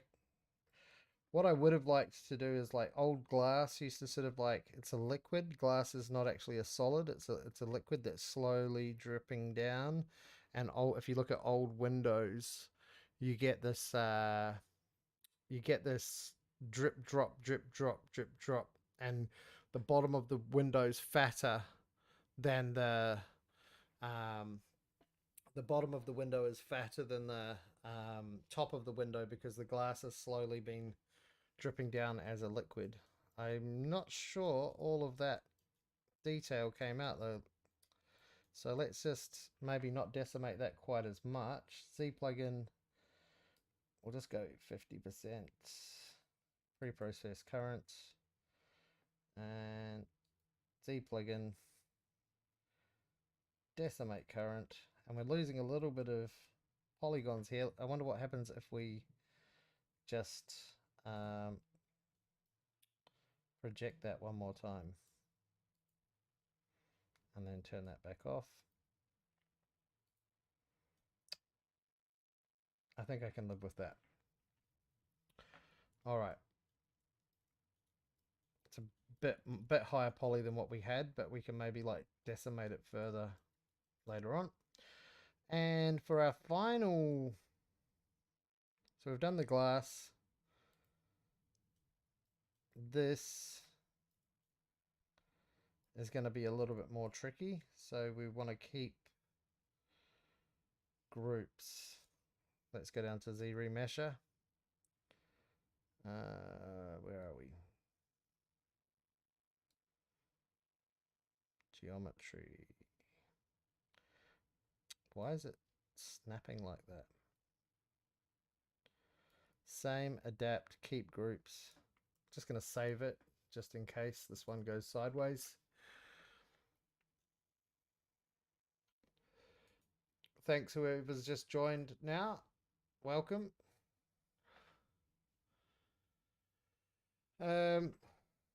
We had a bit of a shaky start to the stream. We're making the Halloween lantern. If you didn't watch the other stream that was in Blender, where are we? We had this guy here,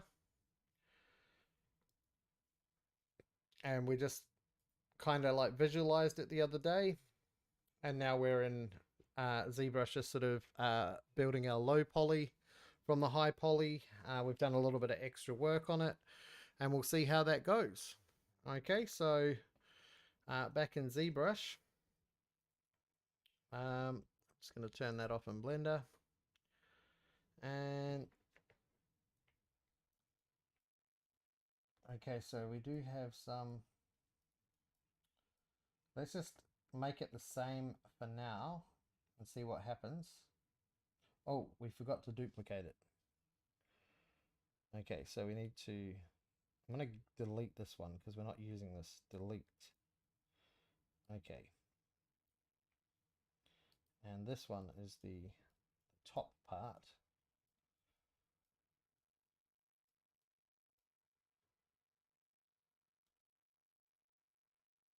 And this is supposed to be, hang on.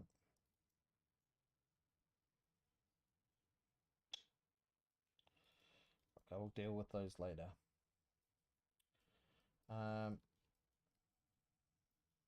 Maybe they can just be normal details and we'll leave it as is. So let's Z remesh. Oh, we need to duplicate it. Turn this one on. And we'll just Z remesh with the settings that we've got. Same, adapt, keep groups. And we'll just try and get a nice clean Z remesh on this. This one might take a little bit longer.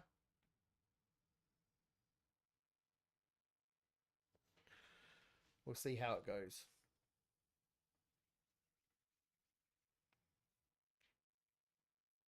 Okay, done. Okay, so I did the wrong one.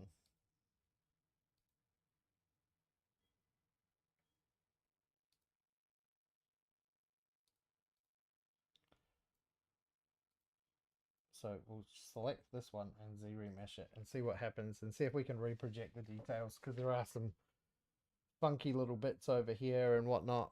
So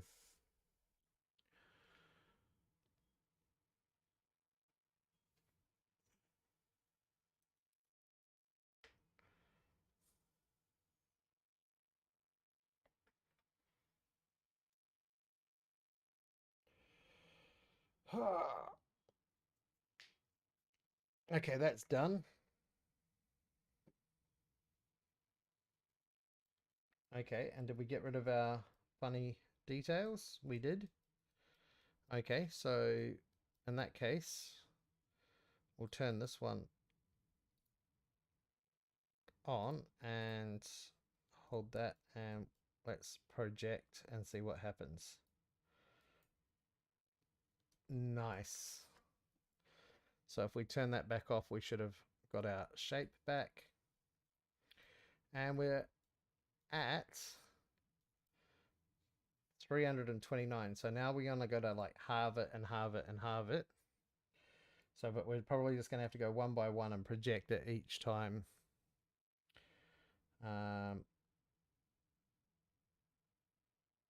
So this is going to bring us down to probably 100 and something. Whoa, 14K. Okay. Let's see what happens when we project the details this time.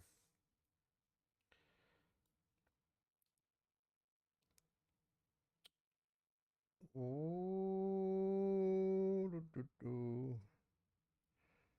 project all. And let's have a look at what we've got. Look, I think that's fine. Let's decimate the shit out of this. Okay, Z plugin, decimation 20%. Pre-process current.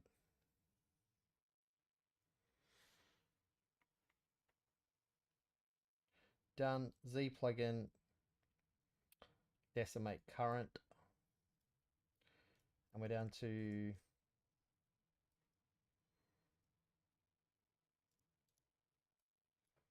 I reckon we can even decimate it more than that. Let's go down to like 10% decimation.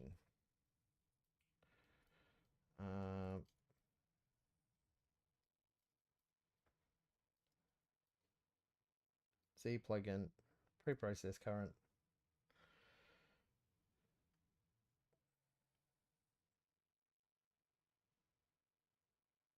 Deplug decimate current. 60k.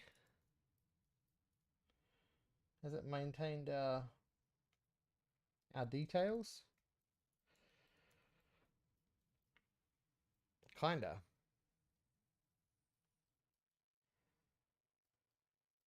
I mean, we've lost bits and pieces here, but I think it kind of adds to it. There's some funky shit here, but who cares? I just want to see what happens if I just do a same Z remesh on this again and see if I can reproject it one more time.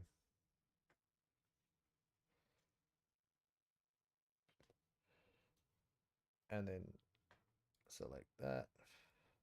Make sure that that's the one. Project all.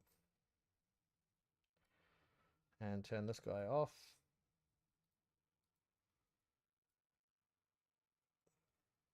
Nah, that's just getting too much now. So we've got a low and high for all of our objects. So what I want to do is get all of our low polys exported. So if I've done this correctly,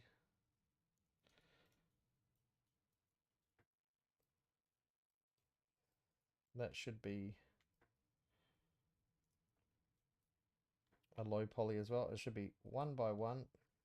These should all be the low poly surfaces. Yep. And this one should also be a low poly. Yeah. So if we select each of these, we've all got the low poly surfaces. Okay, great. And that should all be... We're getting somewhere. Took our time, but there we go. So let's export visible FBX Z plugin. We'll get rid of decimation master now that we don't. In fact, still visible export, and we're going to call this FBX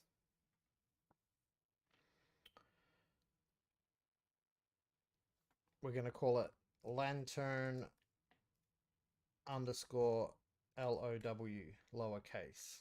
Okay, and we're going to save that there.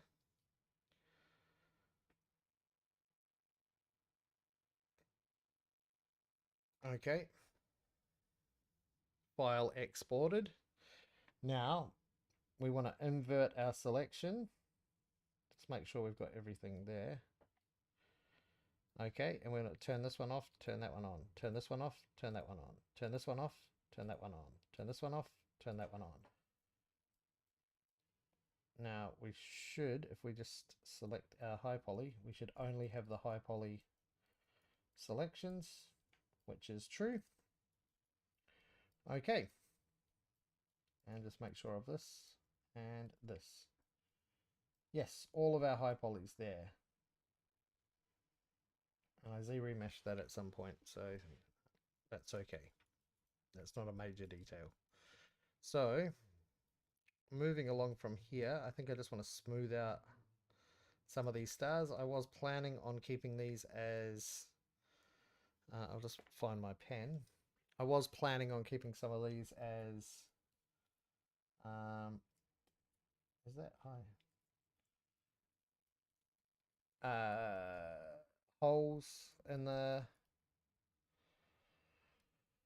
on the top of the lantern, but I think I'm just going to put it in as normal details now because I was faffing around too much. And thanks for everybody that's joined me right now. Very much appreciate you being here. Not too many viewers because I guess it's not, you know, wake up time in the United States or anything right now. Okay, so, oh, we need to export visible. Z plugin, export, visible. We're going to call this one lantern underscore hi, all lowercase. Okay. Back in Blender, we're going to start a new scene to work on our UVs for our low poly. New, general, save the current, that's right. And let's import an FBX of Halloween stream lantern low FBX and lantern high, and we just want to see if they are matching each other. This might take a little while to import because one of the high poly's got quite a lot of vertices. Just going to save my Z brush project and get out of there. Oh, actually, I might just leave it up for a moment in case we need to go and do any final edits. So these have all got the same name, so let's just use Ngon Pro. So we've got to figure out what's what. So let's turn wireframe mode on. This is the high poly, so let's hide it. This is the high poly, so let's hide it. This is the high poly, so let's hide it.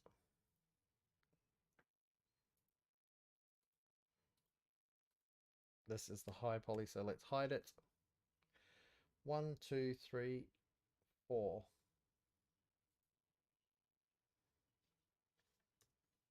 That as it looks like a low poly. So is there 8 things in total? 1, 2, 3, 4. Okay, so let's join these two together. Actually, leave them as is for our AO. I'm going to call this main frame. Rename.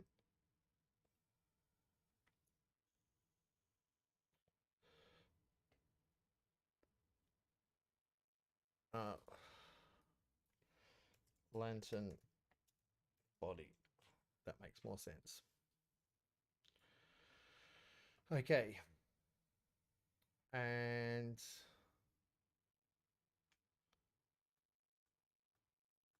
hide that. And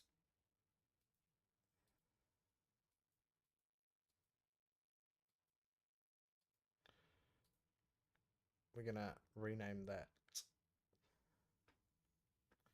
Hang on. Where's our initial lantern body? We'll call that underscore low. And rename that. And we're going to call that underscore high. Okay, so these two can get hidden. Cylinder 1, and so that can be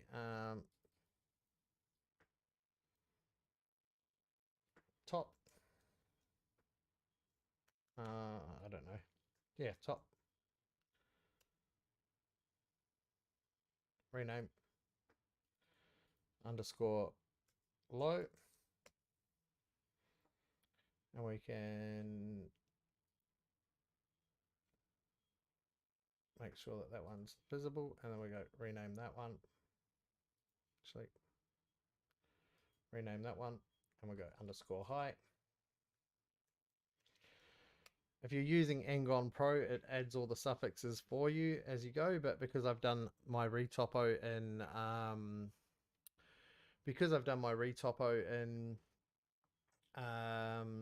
ZBrush, that's not the case. So let's hide these two. Okay. And circle 3. Let's just hide these two. Circle 1 and circle 2. Yep, those are the two that we need there. So circle 1 can be, what is this? Let's just go out of X-ray mode. Okay. This is the glass. Is it the high poly glass? No, it's the low poly glass. So we'll go glass, rename, and let's find the high poly glass, which is there. And we'll call this one low. No, that's not the high poly glass at all. This must be it. Hang on. Turn the glass low off. Oh, yep, this is our high poly glass. We'll rename that. And that needs to be underscore high. And this one actually needs to be with no caps. Underscore low. Okay. So we're finally on to these two, which is our, this is our high poly details. So we'll go details.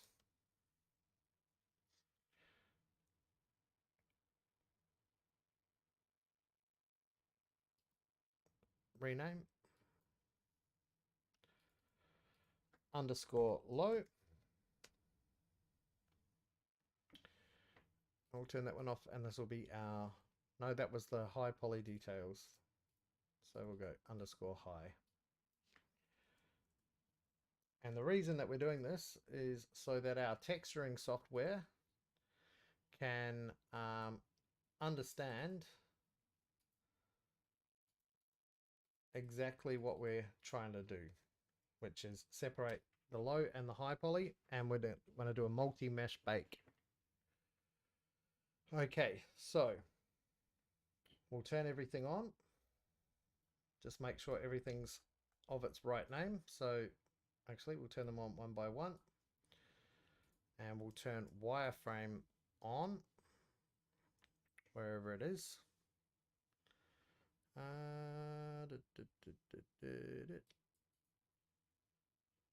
Okay, so we can see that that is our high poly by the looks of things. And it says high, that is our low poly. Glass is high, glass is low. Lantern is high, lantern is low, top is high. Let's just make sure. Top is low. Beautiful. Okay, let's just have a quick look if we do create a low poly. Let's turn our wireframe back off. If we do create a low poly from our Angon Pro, if it's gonna, yeah, we could even bring some of this stuff lower with our Angon Pro asset. Let's see what happens if we do it to our details.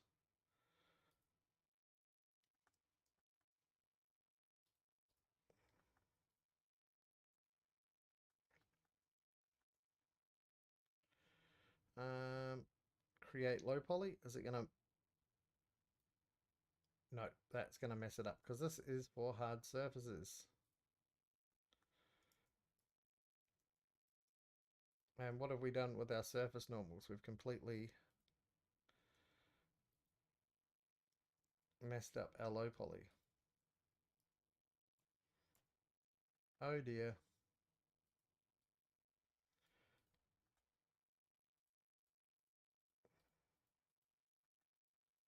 Shade smooth. That's fine. Shade auto smooth, even better. Doesn't really matter because we're going to be baking it. Now, we want to export all of this as a single FBX. We're just going to say lantern bake. You'll be able to see that if I put that up there. Okay, so, and I'm going to turn selected objects on. And we're going to put this in our same folder. I'm going to open up Marmoset tool bag. And wait for that to load. I'm going to close ZBrush now because we don't want our RAM to go completely nuts. Marmoset should pop up on the screen in a moment. As long as I turn, there we go. So we want to go back to Blender. I want to copy my file path. FBX, there we go. And we want to add a baker to the scene, this little bread icon, which is the baker. And click on that. Hey E0, thanks for joining us again. It's been a bit of a more of a slow paced one because I forgot how to use ZBrush, but I'm getting back into the swing of things, so that's good. We've got our baker here. And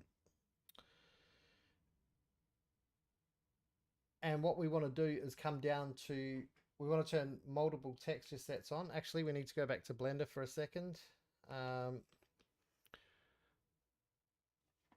And we forgot to UV it. So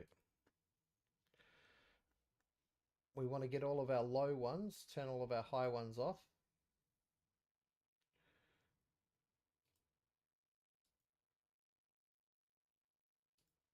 And just check the wireframes that these are all the lows. Yep. Okay. So we want to open everything. Actually, we can just select everything. Smart UV wrap and combine. Okay. And if we go into our UV editing editor, we should have that there. I'm going to use a plugin called UV Packmaster. I'm going to turn on a heuristic search. And I'm going to do flipping enable, and I'm not going to like UV this manually. I'm just going to do an automatic pack. This might take a few seconds for my GPU. Yeah, I just got a Stream Deck to help me out with these things, and I'm still getting the hang of it. So it is. There we go. Here we've got a lovely pack here. So you might be able to see there. I even figured out how to put the plasticity Blender logos and whatnot on there. So that's pretty cool. I didn't get one of the big ones because I didn't think that I would need something like that. Let's just go and have a look at our UV map here. Just going to stop this from happening.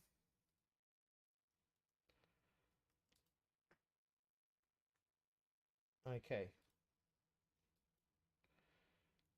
Now if I just go and select something there, press L, that should be all right. Let's go back to layout mode, turn all of our guys back on, and re-export that FBX. Okay, we might have to go back and forth. So this is Lantern Bake FBX with our UVs now. We'll go back over to Marmoset. And the black screen is there. And why is Marmoset not working? Let's see why. Marmoset says on.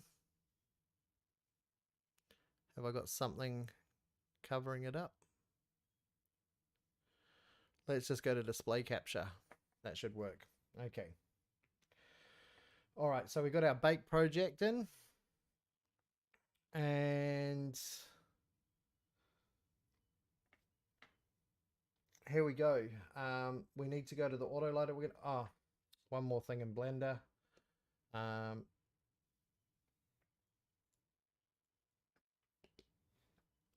We need to assign materials. So turn our highs off again. This is what happens when I try and rush. So with this body here, I'm just going to add a new material, and we're going to call this one what will we call it? Iron, because that's going to be iron. And then we want to just go into here. We want that. that all to be iron. So it's Control L, link materials.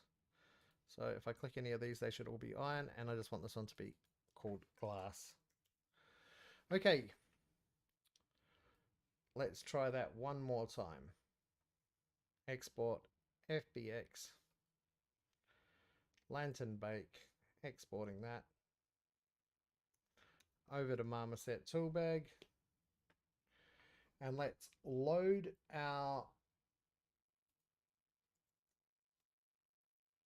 lantern bake.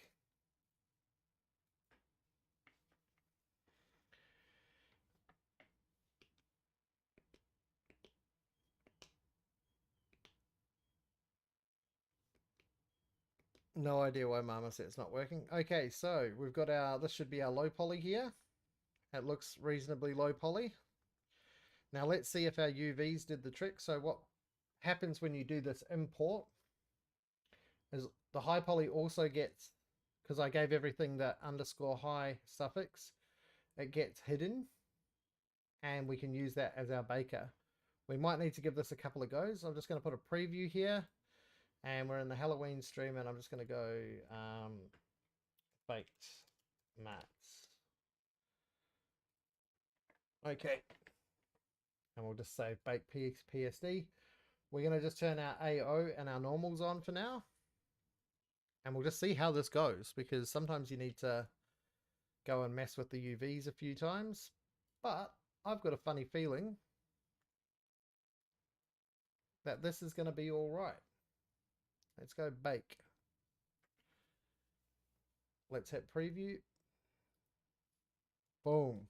That is actually all right. Quite a bit of screaming. Look at those ghosts. Look at those spooky ghosts. And that is a low poly. So, a little bit of a shading error there. So what we might do, go down to our bake project. What would that be on? That would be on the lantern body. We'll go down to the low. And is that just because there is some like double up of geometry or what? Let's go estimate offset. Bake project. Let's actually change this to a 4K texture for the iron. No, 2K is fine. And I think the glass we go 1024 by 1024. We don't need heaps of detail on the glass. Okay. This should be all right. Let's bake it. I don't know what that is there. That probably one of the UVs, to be honest.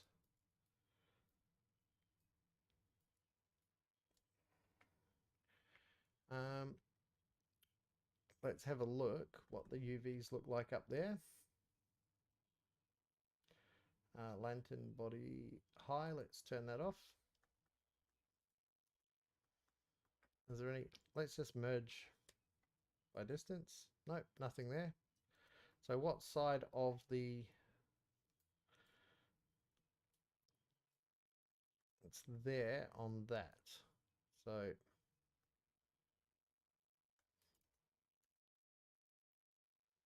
can't see anything that would be... It's not really a big issue. Nobody's going to notice at all. Now what we could do quickly in Marmoset while we're here, before we go into Substance, is just quickly visualize what this might look like. So what I'm going to do is we'll go to our materials, and we've got our iron and our glass. So with our iron, I'm going to go, well, let's just bake the rest of our maps. Configure, we want normals, object space normals. I don't know if we want height. We do want position. We do want thickness. We don't necessarily need any of these other ones, vertex color, etc. I didn't even bake any vertex colors in. So we're really just going to be working with these two materials. Okay, so let's bake all of those materials and then preview it.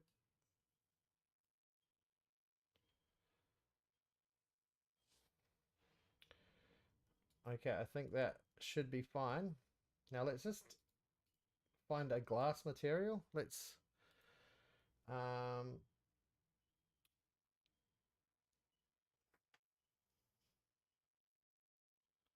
how do we link a let's make a new texture project and then we'll go link the currently selected material in the material editor to this texture project. Yep, that's right. And then let's find a glass shader. Okay, what have we got here? Glass colored, glass old, plexiglass stretch. Let's go for glass old. Let's just download that quickly.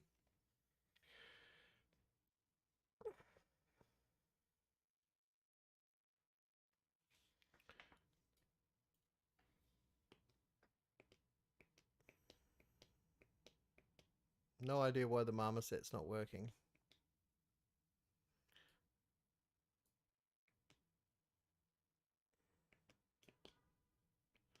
No idea.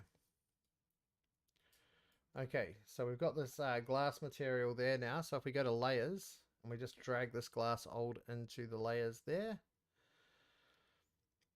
that might take a few moments. And why is it not transparent? Do we need to do something?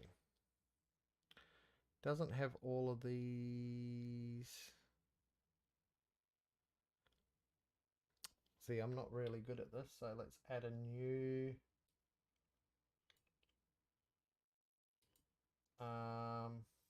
would it be opacity? Gloss height, middleness, roughness, albedo. Yep, thickness. We got all of those.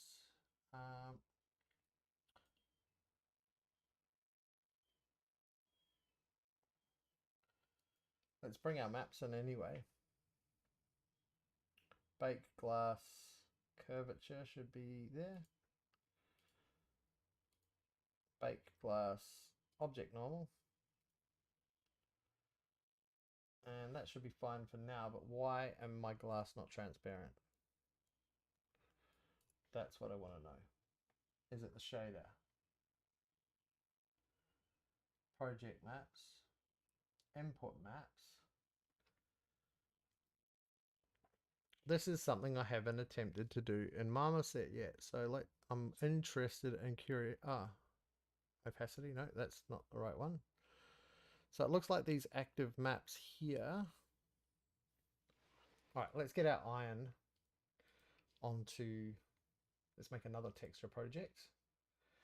And let's select our iron material and let's choose an iron. We'll work on the, this is me learning as well because I really want to get to know iron weathered bumpy, iron wrought. Let's go with iron wrought because that's the kind of, maybe we'll just texture this whole thing in Marmoset instead of using substance. I've done that a couple of times, but I haven't dealt with transparencies in, oh, and onto that one. And onto, oh, we've done it wrong. Let's go back a few steps. We need to go to layers, select texture project 2, and we need to link the currently selected material to that. And that should bring in our normals and everything. And then we need to go to layers and we need to bring that into there. And woo, starting to look cool. Let's do it all in Marmoset because I like that. Okay, I might have a thing or two to learn in Marmoset, but it's starting to look not too bad if I say so myself. Just give me a second over in Blender.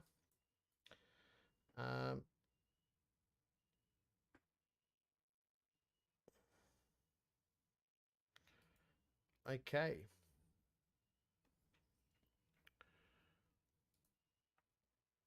Back in Marmoset.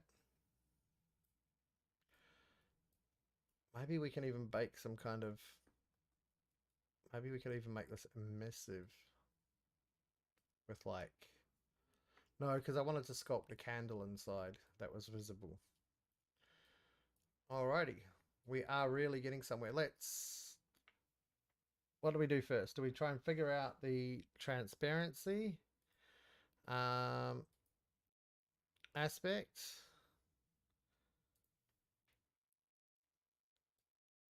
Yeah, let's figure that out. Stat blending. Here we go. No. Multiply. No.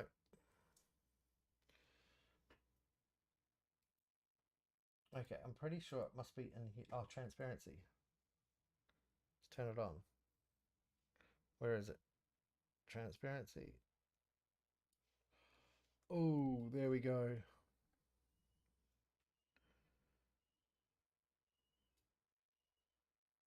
How transparent do we want it? Is that the only one that we want? Transparency, or do we want like opacity? Let's get rid of that for a second. Add new transparency, cavity, custom, emissive, fuzz, glint, roughness, refraction, depth. Ooh, that's more like it. That's what we want. Wow. Marmoset, you're great. Marmoset tool bag 4. Okay, now what happens? We add refraction depth on contrast. And then we can do the roughness like that. Contrast. Ooh, I am starting to enjoy Marmoset more than I expected. Let's just get the tiling maybe to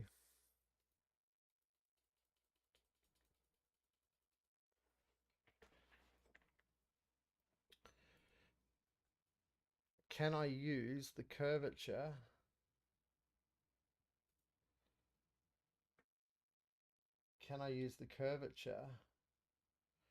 to drive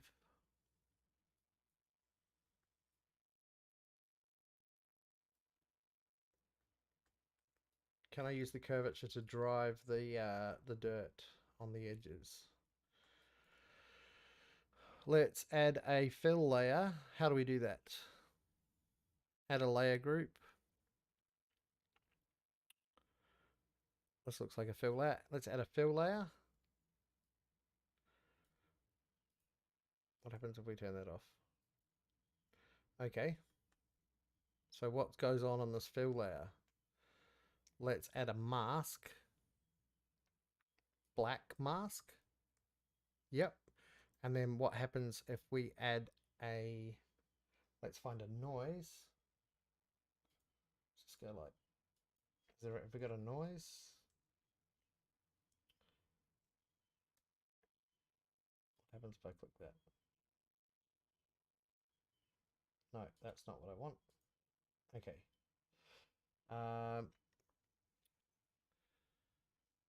Let's change our sky. Let's get a like more moody Halloween kind of vibe going on. Abandoned house attic.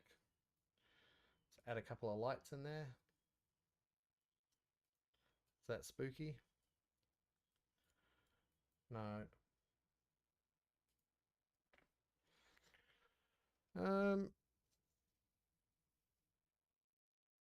alley courtyard. That's a bit more like it. Choose another light over there. Maybe something from the sky. No. But something along those lines. Alley Tokyo.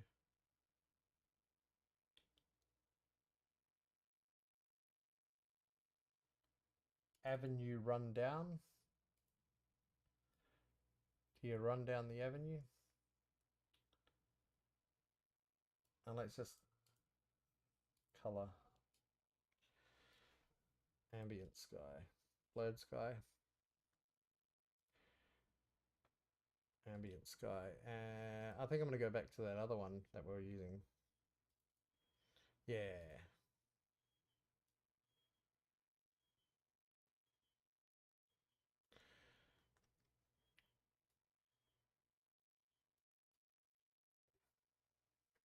Okay, so what we were working on. Texture project 1.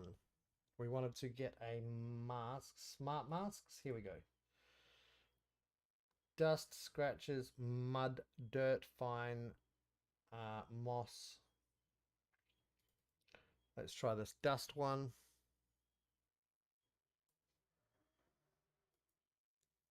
And see what it does for us.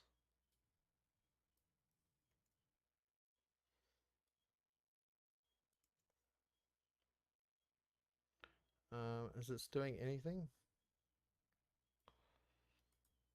What is this variation? Dust intensity. Can't really see if it's doing anything.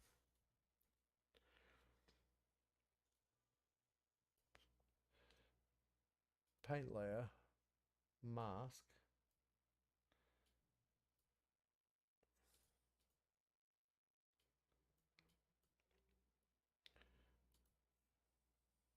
Base color second.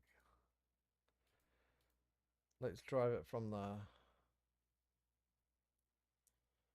ambient occlusion.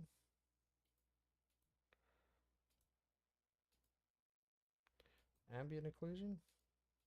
No. This is me learning how to use Marmoset. So what's wrong with my mask? That's what I want to know.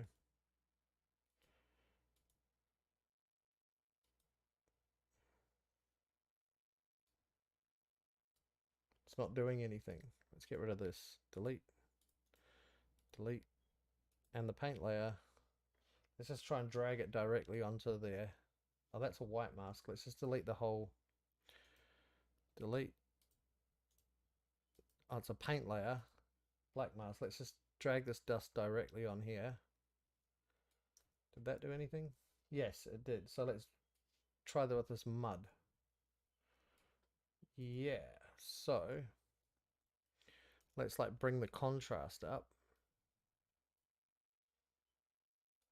Sharpness. Maybe I need a different.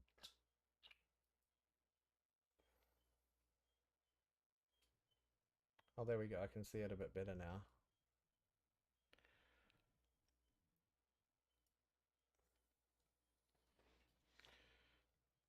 Still not exactly what I want. Let's see what happens if I change it to ambient occlusion. Let's delete these. Delete these. Let's just delete the fill layer altogether. And let's see what happens if we just drag it directly onto the glass old.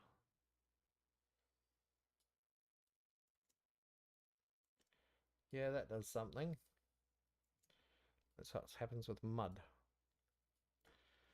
I want it to sort of be more at the bottom.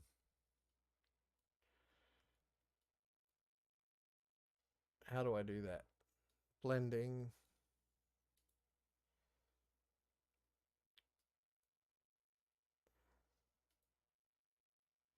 Albedo. Okay, we'll leave it as is for now. We'll try and get it a little bit more transparent. Roughness.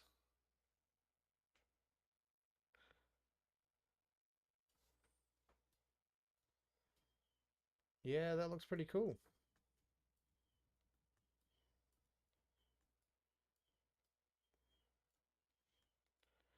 And then we can sculpt a candle to go inside of it for our next stream. That will be a bit more, less technical. I think this is an okay prop for now. I might end up replacing some of these broken ones, or maybe not. We'll have a look. Let's try and get some rust onto the iron actually while we're still here. 9:22. I've been streaming for a while now.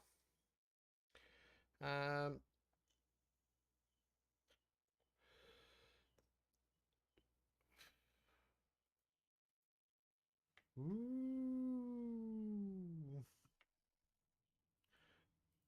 Okay. This is quite fun. So we're on our materials. We want to choose iron. And we want to go into texture project 2. Oh, no idea what I did there. Okay. let's use a dirt heavy. Let's use a mask again and just see if we can use a... Actually, let's put a rust on. Let's see if we can find rust. Well, let's try another iron.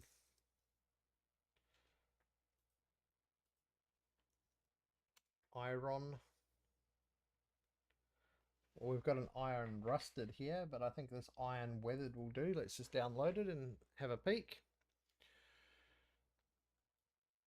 And so we started in Blender.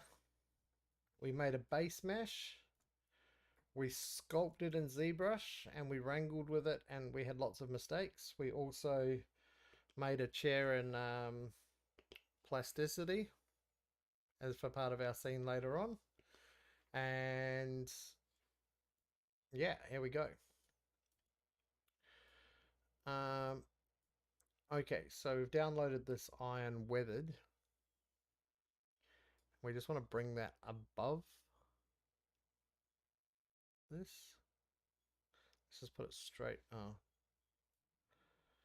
Okay, so we got the iron weathered, but now we don't want it to be all weathered. So let's try and add one of those smart materials. Smart masks. Oh, we got smart materials. Let's have a look. Iron. What happens if we just hide these and just add a smart material? Iron wrought rusted. Download it first. Maybe that'll be a better way of just directly using a smart material. I wish there was more downloadable. It's queued. All right, let's play with this while that's. Is it there? Yep, there we go. Okay, let's just add that on.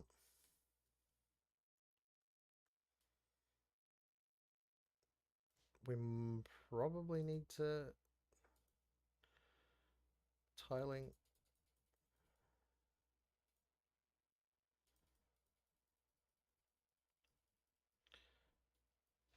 .9 damage mask. We'll make that like 5. Yeah, getting there. Let's change the rust color. How do we change the rust color? Because that's its own material. Oh, there we go.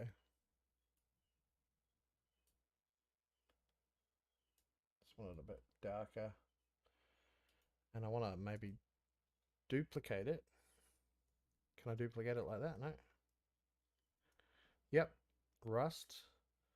Offset it. And in all directions. Change that one to be more of a green.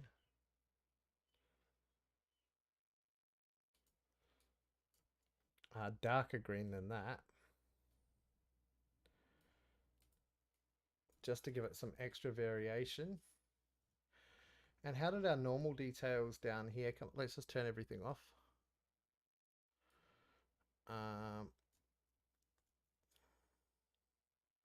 Yeah, all right. Let's turn all of these back on. Cool. We could have 2 or 3 of these hanging up in the scene that we're going to make for Halloween. And it's been a great fun. So I think I'll leave it there for now, everybody. It's getting on. It's getting a little bit late. So I'll say cheerio and leave the stream here, wrap it up. And I think we'll do a little bit more scene building, world building tomorrow. We've done a cool prop. We'll probably sculpt a pumpkin, a jack-o'-lantern, and tomorrow night, and then we'll yeah, leave it at that for now. So I'm gonna save this marmoset scene, and we'll